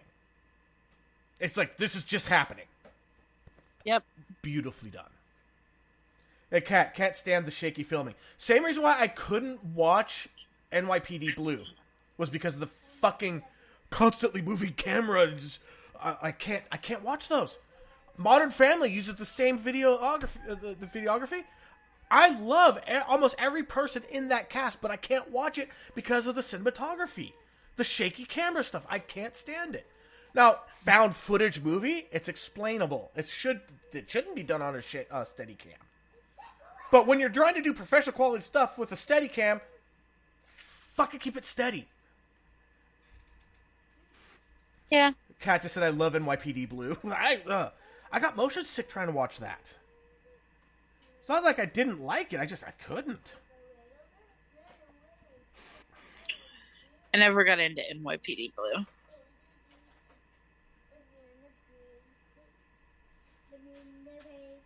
I'm looking for other questions. There's some just ones on here, like what's your favorite subreddit and stuff like that. One of my favorite subreddits is Accidental Terrorism. If you haven't seen it, check it out. It is amazing.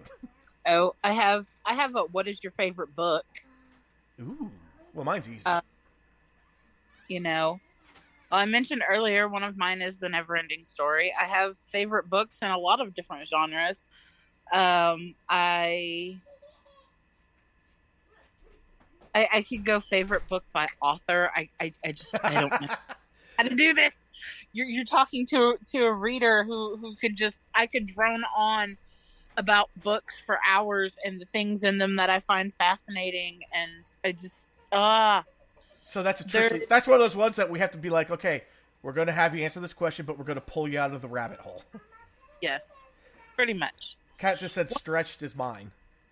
One of my favorite books is by Dean Koontz, and it's called Life Expectancy. And it is about this guy who... let me get my book. Kat was saying, too, I have too many favorite books. I was going to say, for me, my favorite series is The Wheel of Time. My favorite standalone book... It's got to be a toss-up between the unabridged version of It, or the unedited version of It, or, I hate to say it, Atlas Shrugged. Absolutely. My favorite series of books, I don't give a shit, it's Harry Potter. I fucking love Harry Potter. I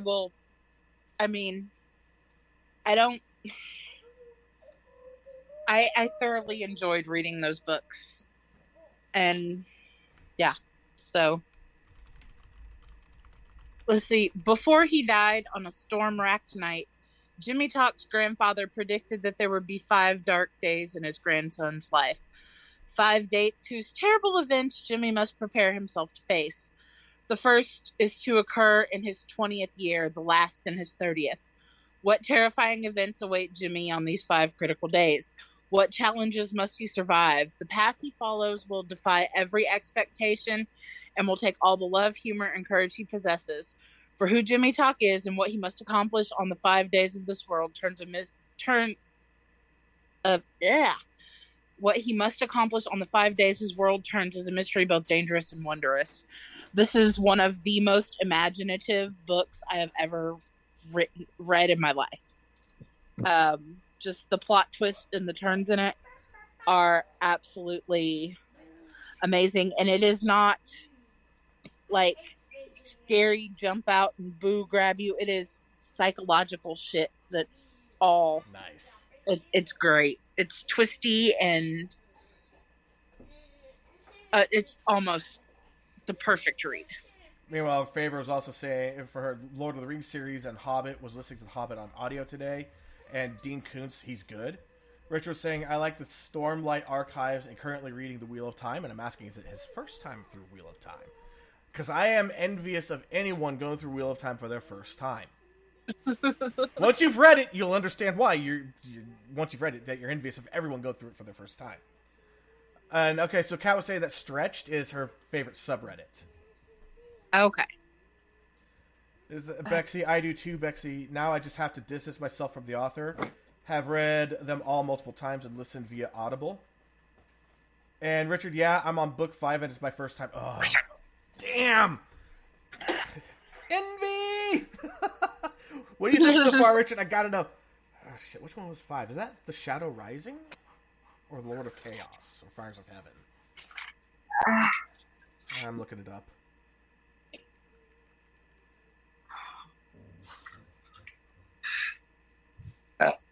Excuse me. Your excuse. And then, Favor, random. My kid, I have a stomach ache. My immediate response, have you pooped today? Why, as a parent or a parent type figure, is that your immediate response to "I have my tummy hurts"? Have you pooped today? I ask that to Adam all the time. Becky, my tummy hurts. Did you poop? 5 is The Fires of Heaven. That book right there was the one that it's the largest book, but it's also the one I get through fastest because it's just so enthralling.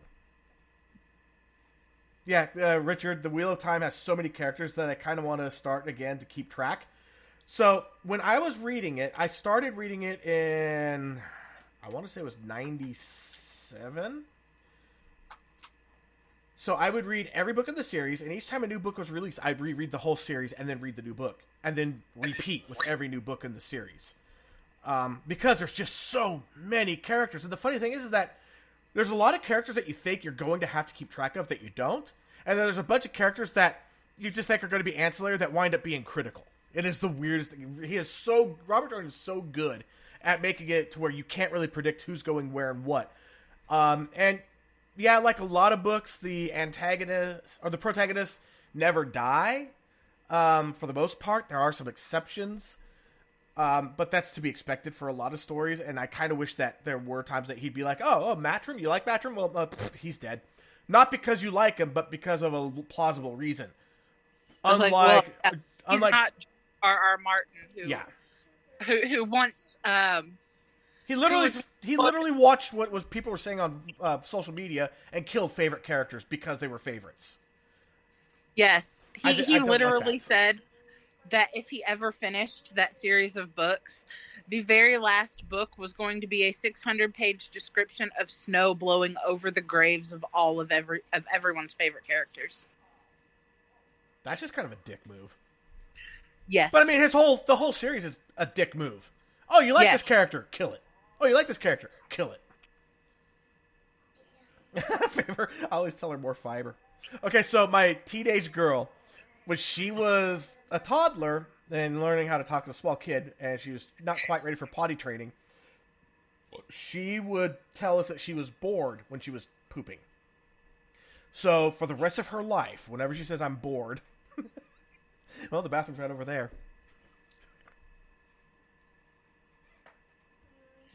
You know, I got a sign for Christmas this past Christmas. This is for my bathroom. It says, oh, I'd just be pooping. Richard said that he loves the Wheel of Time series. Perrin is his favorite so far, but I like all of them. Now, I have to say, I'm willing to bet that in the first half of the first book, you hated Nynaeve. And you probably hated Nynaeve for a while. And then one day, you realize where she's truly coming from and who she really is, and you fall in love with her. And you find what you hated most about her are the things you like most about her. She's just one of those characters. And I kid you, my ex-wife, she said the same thing. She's like, you're going to hate this character, and then one day you're going to love her. And I started reading books, and I fucking hate this character. There's no way I'd ever love this character. There's nothing redeemable about her. Okay, she's one of my favorites. I love her. She's amazing. She's awesome. Nynaeve Almera. And Perrin was definitely one of my favorites for a long time, but I think ultimately if I had a favorite character, it would have to be Matt. Let's see here. Dun, dun, dun. Favorite YA is Finishing School series. That was from Kat. I watched Mortal Engines a while back. I loved it. And it had horrible reviews. I do have Dune on my audiobook list. Never read it. That's one that's on my list, too. I haven't read it. I want to see the new Dune. I've heard it's really good. Kat said Game of Thrones. Yuppers. All of the favorites were killed. Richard said, the White Cloaks are an interesting concept. They inspired a faction in my D&D game. Awesome! Fuck. The White Cloaks are... Oh, my God. They are who they are. They're a force to be reckoned with. But those bubbles of evil is something I've adopted into my campaigns. Just random ass weird shit that happens because, yeah, things are weakening. Richard, let's see, favor so bored. That's great. Richard, I dislike Moraine. I don't know why. I love Moraine. I will say that. I know why you dislike her. And you'll figure it out. Trust me on this one. You will.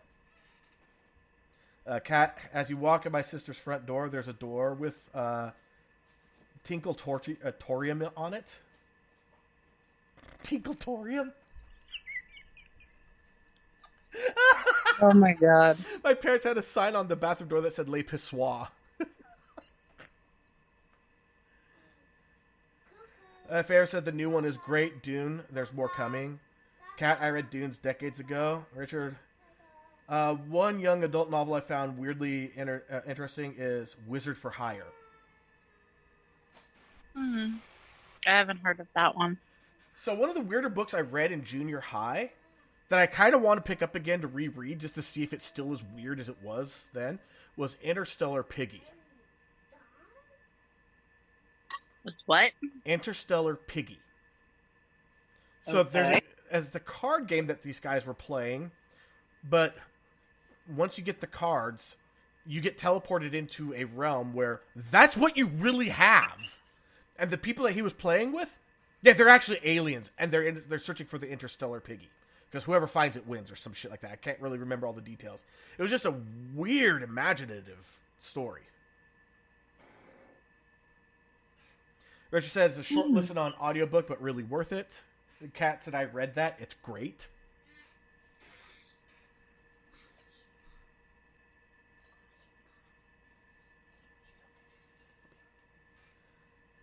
Alright, so I will have to say, out of the 14 books that make up the Wheel of Time series, my favorite book of them all is The Shadow Rising, which Richard just got through. That was book 4.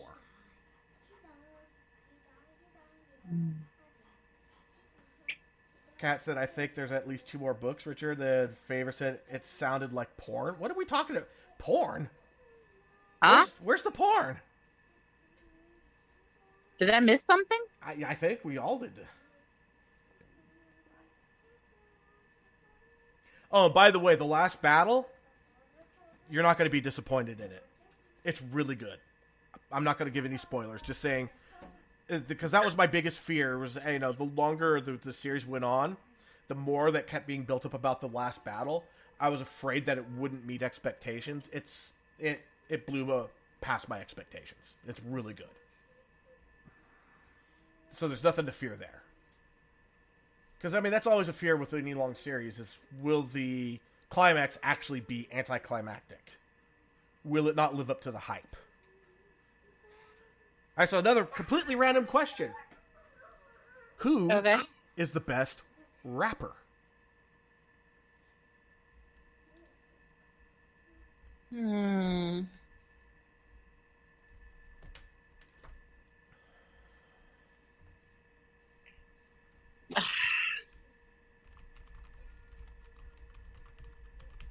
I think everybody's going to have a different opinion on that one.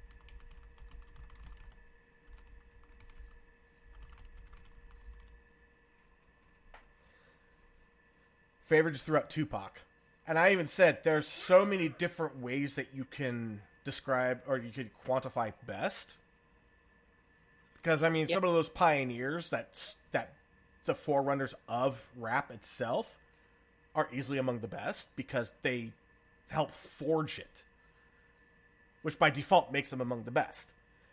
Let's look. You can say the Beastie Boys. First rap album to ever hit number 1 on the Billboard charts was from the Beastie Boys. That's a best.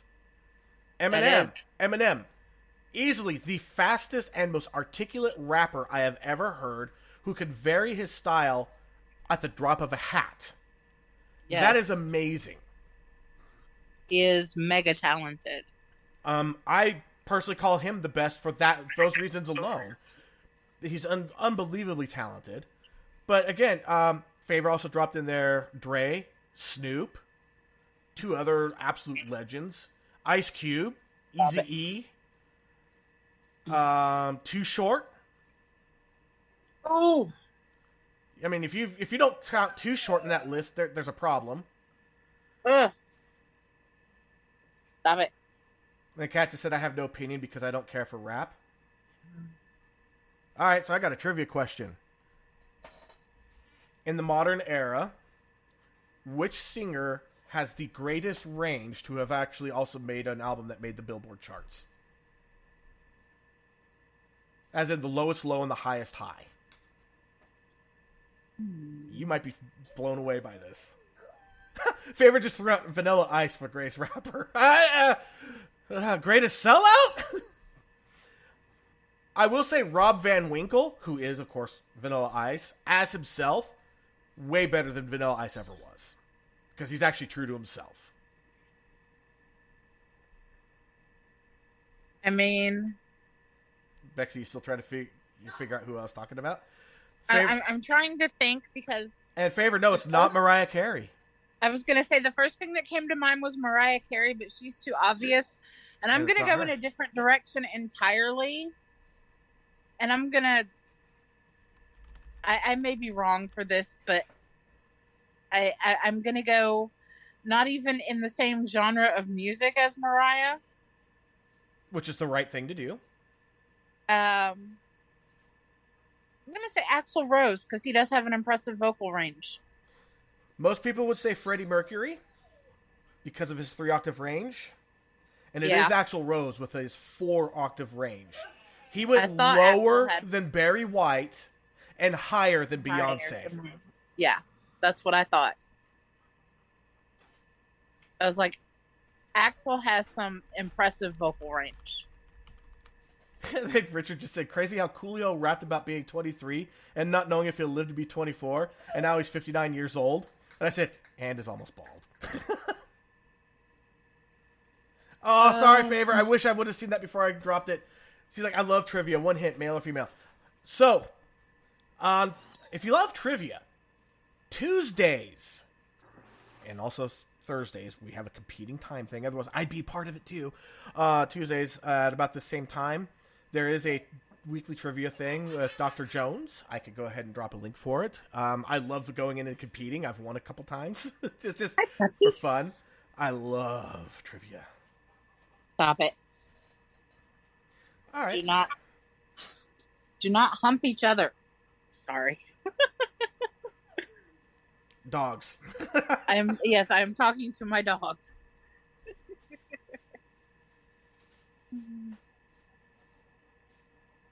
Stop it, Chippy. Alright, so if we're gonna do trivia, let's think of something here.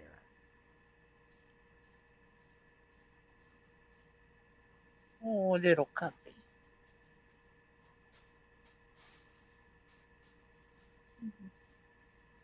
These ones are all done. Oh, what was Twitter's original name?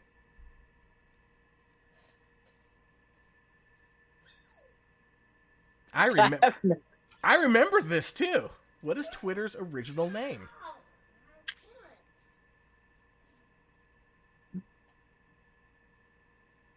I don't know. But TWTTR. So literally, that's it. It is Tango Whiskey Tango Tango Romeo. Cat just said bird poop. That works too. Although that's what it is now. bird poop. Oh.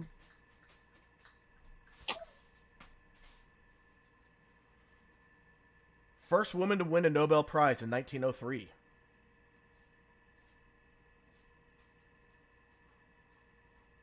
Come on, people. Somebody's got to have this answer. Richard, what's Obama's last name? Oh. I know, but I'm going to wait and see if anybody else gets it.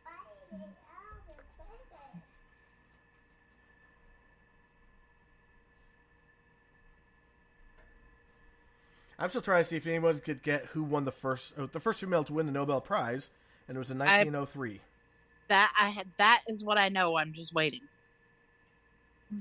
And I could give hints too. I don't want to just blurt it out and ruin the fun for everybody else. Kat answered Richard's question. What is Obama's last name? Obama.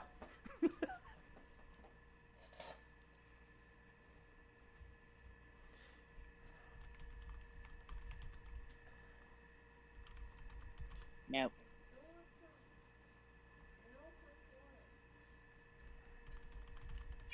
You know what?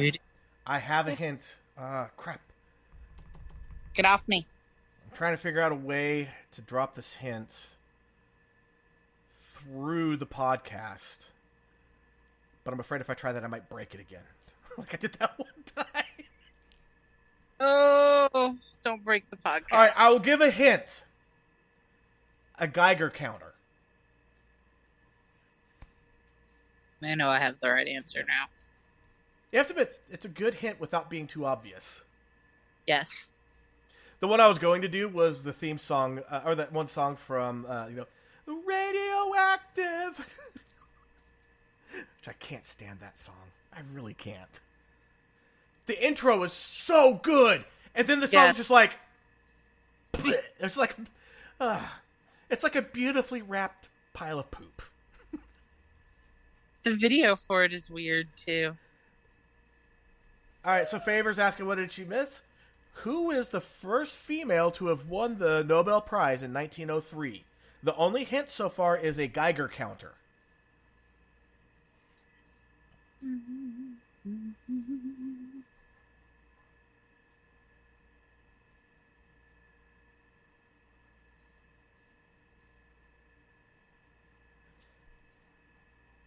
Richard got the right...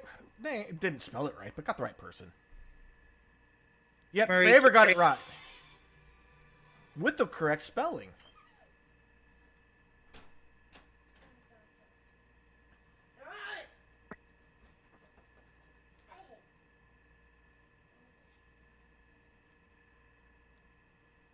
Oh, I mean, everybody knows that watches the series.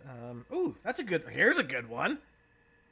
What is Superman's birth name?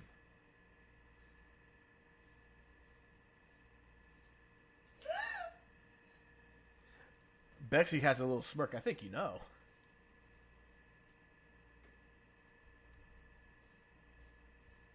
Can you hear me okay? Yeah. Okay. Do you know Superman's birth name? Richard just got it. I was thinking, I'm not sure if I do or not, so. It is Kal-El. Kal-El. Superboy from Cat. I did think about that. I did think that was it. Ow! Ow!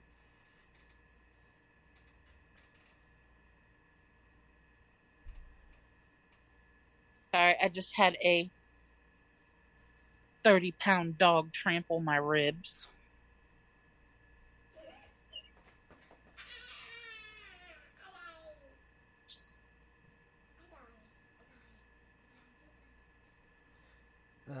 Some of these are just like, yeah.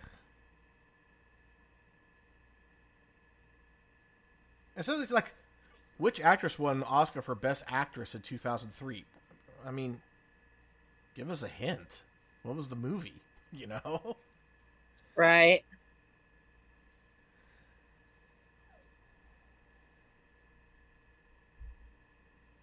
This one's actually a decent one. Who did Forbes name the youngest self-made billionaire in 2019?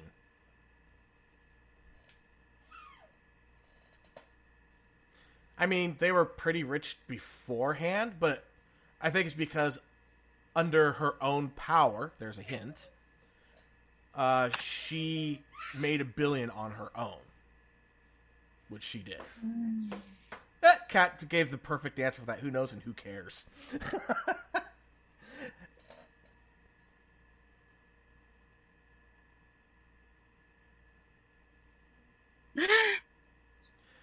Yep, Favor got it. Kylie Jenner. Damn, Kylie. Favor's a trivia hound. Yeah.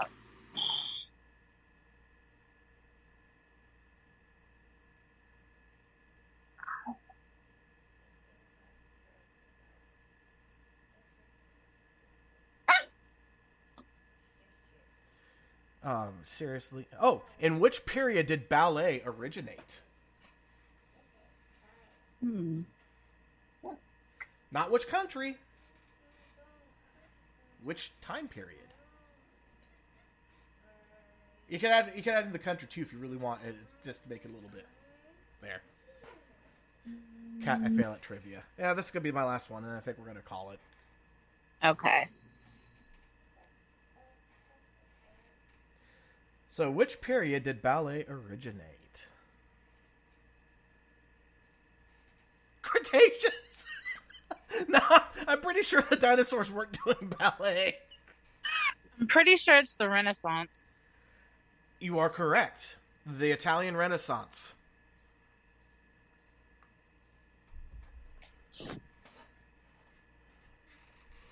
All right, so I am working on trying to get someone on the show for next week. Next week is the season finale, episode 10. I'm talking to someone who I really hope they do this. They lost a lot of weight, and the key was self-love. Not only that, they are dealing with the return of a brain tumor. So yeah, definitely want to have a conversation with this person. Oh, wow. And favors, this is so fun. LMAO, I have no life, I know. No, I love trivia. And yeah, I just... hyperactive minds and trivia just go together. I don't remember seeing my sisters doing ballet favor. I actually was in a ballet once, believe it or not. I didn't do any dancing. I was pantomiming. It was for La Boutique Fantastique. Or the wonderful... it was basically like the wonderful toy shop when you translate it into English. I played the part of a Russian father. I had to wear the raccoon skin cap and all that stuff. In the middle of summer, on a stage, under hot lights. It fucking sucked. So I was wearing all this winter apparel. It was 100 degrees outside. Oh. But I would do it again in a heartbeat. It was so much fun. Mm-hmm. So yeah, hopefully next week I can get that guest on. Otherwise, we'll find someone. And then we'll take a little bit of a break as we are getting ready for the fall season. And of course, once we get to the fall and winter seasons, they tend to get packed together because of all the holidays, and the holidays being the only times that we decide to take off. I just have to sit down and look at the calendar and figure it out. Yeah. And the wife is bothering me now. Anyway, I gotta go. Anyway, so for everyone, we'll catch you guys next week. Until then, I'm E. I'm Betsy. And we'll see you next week.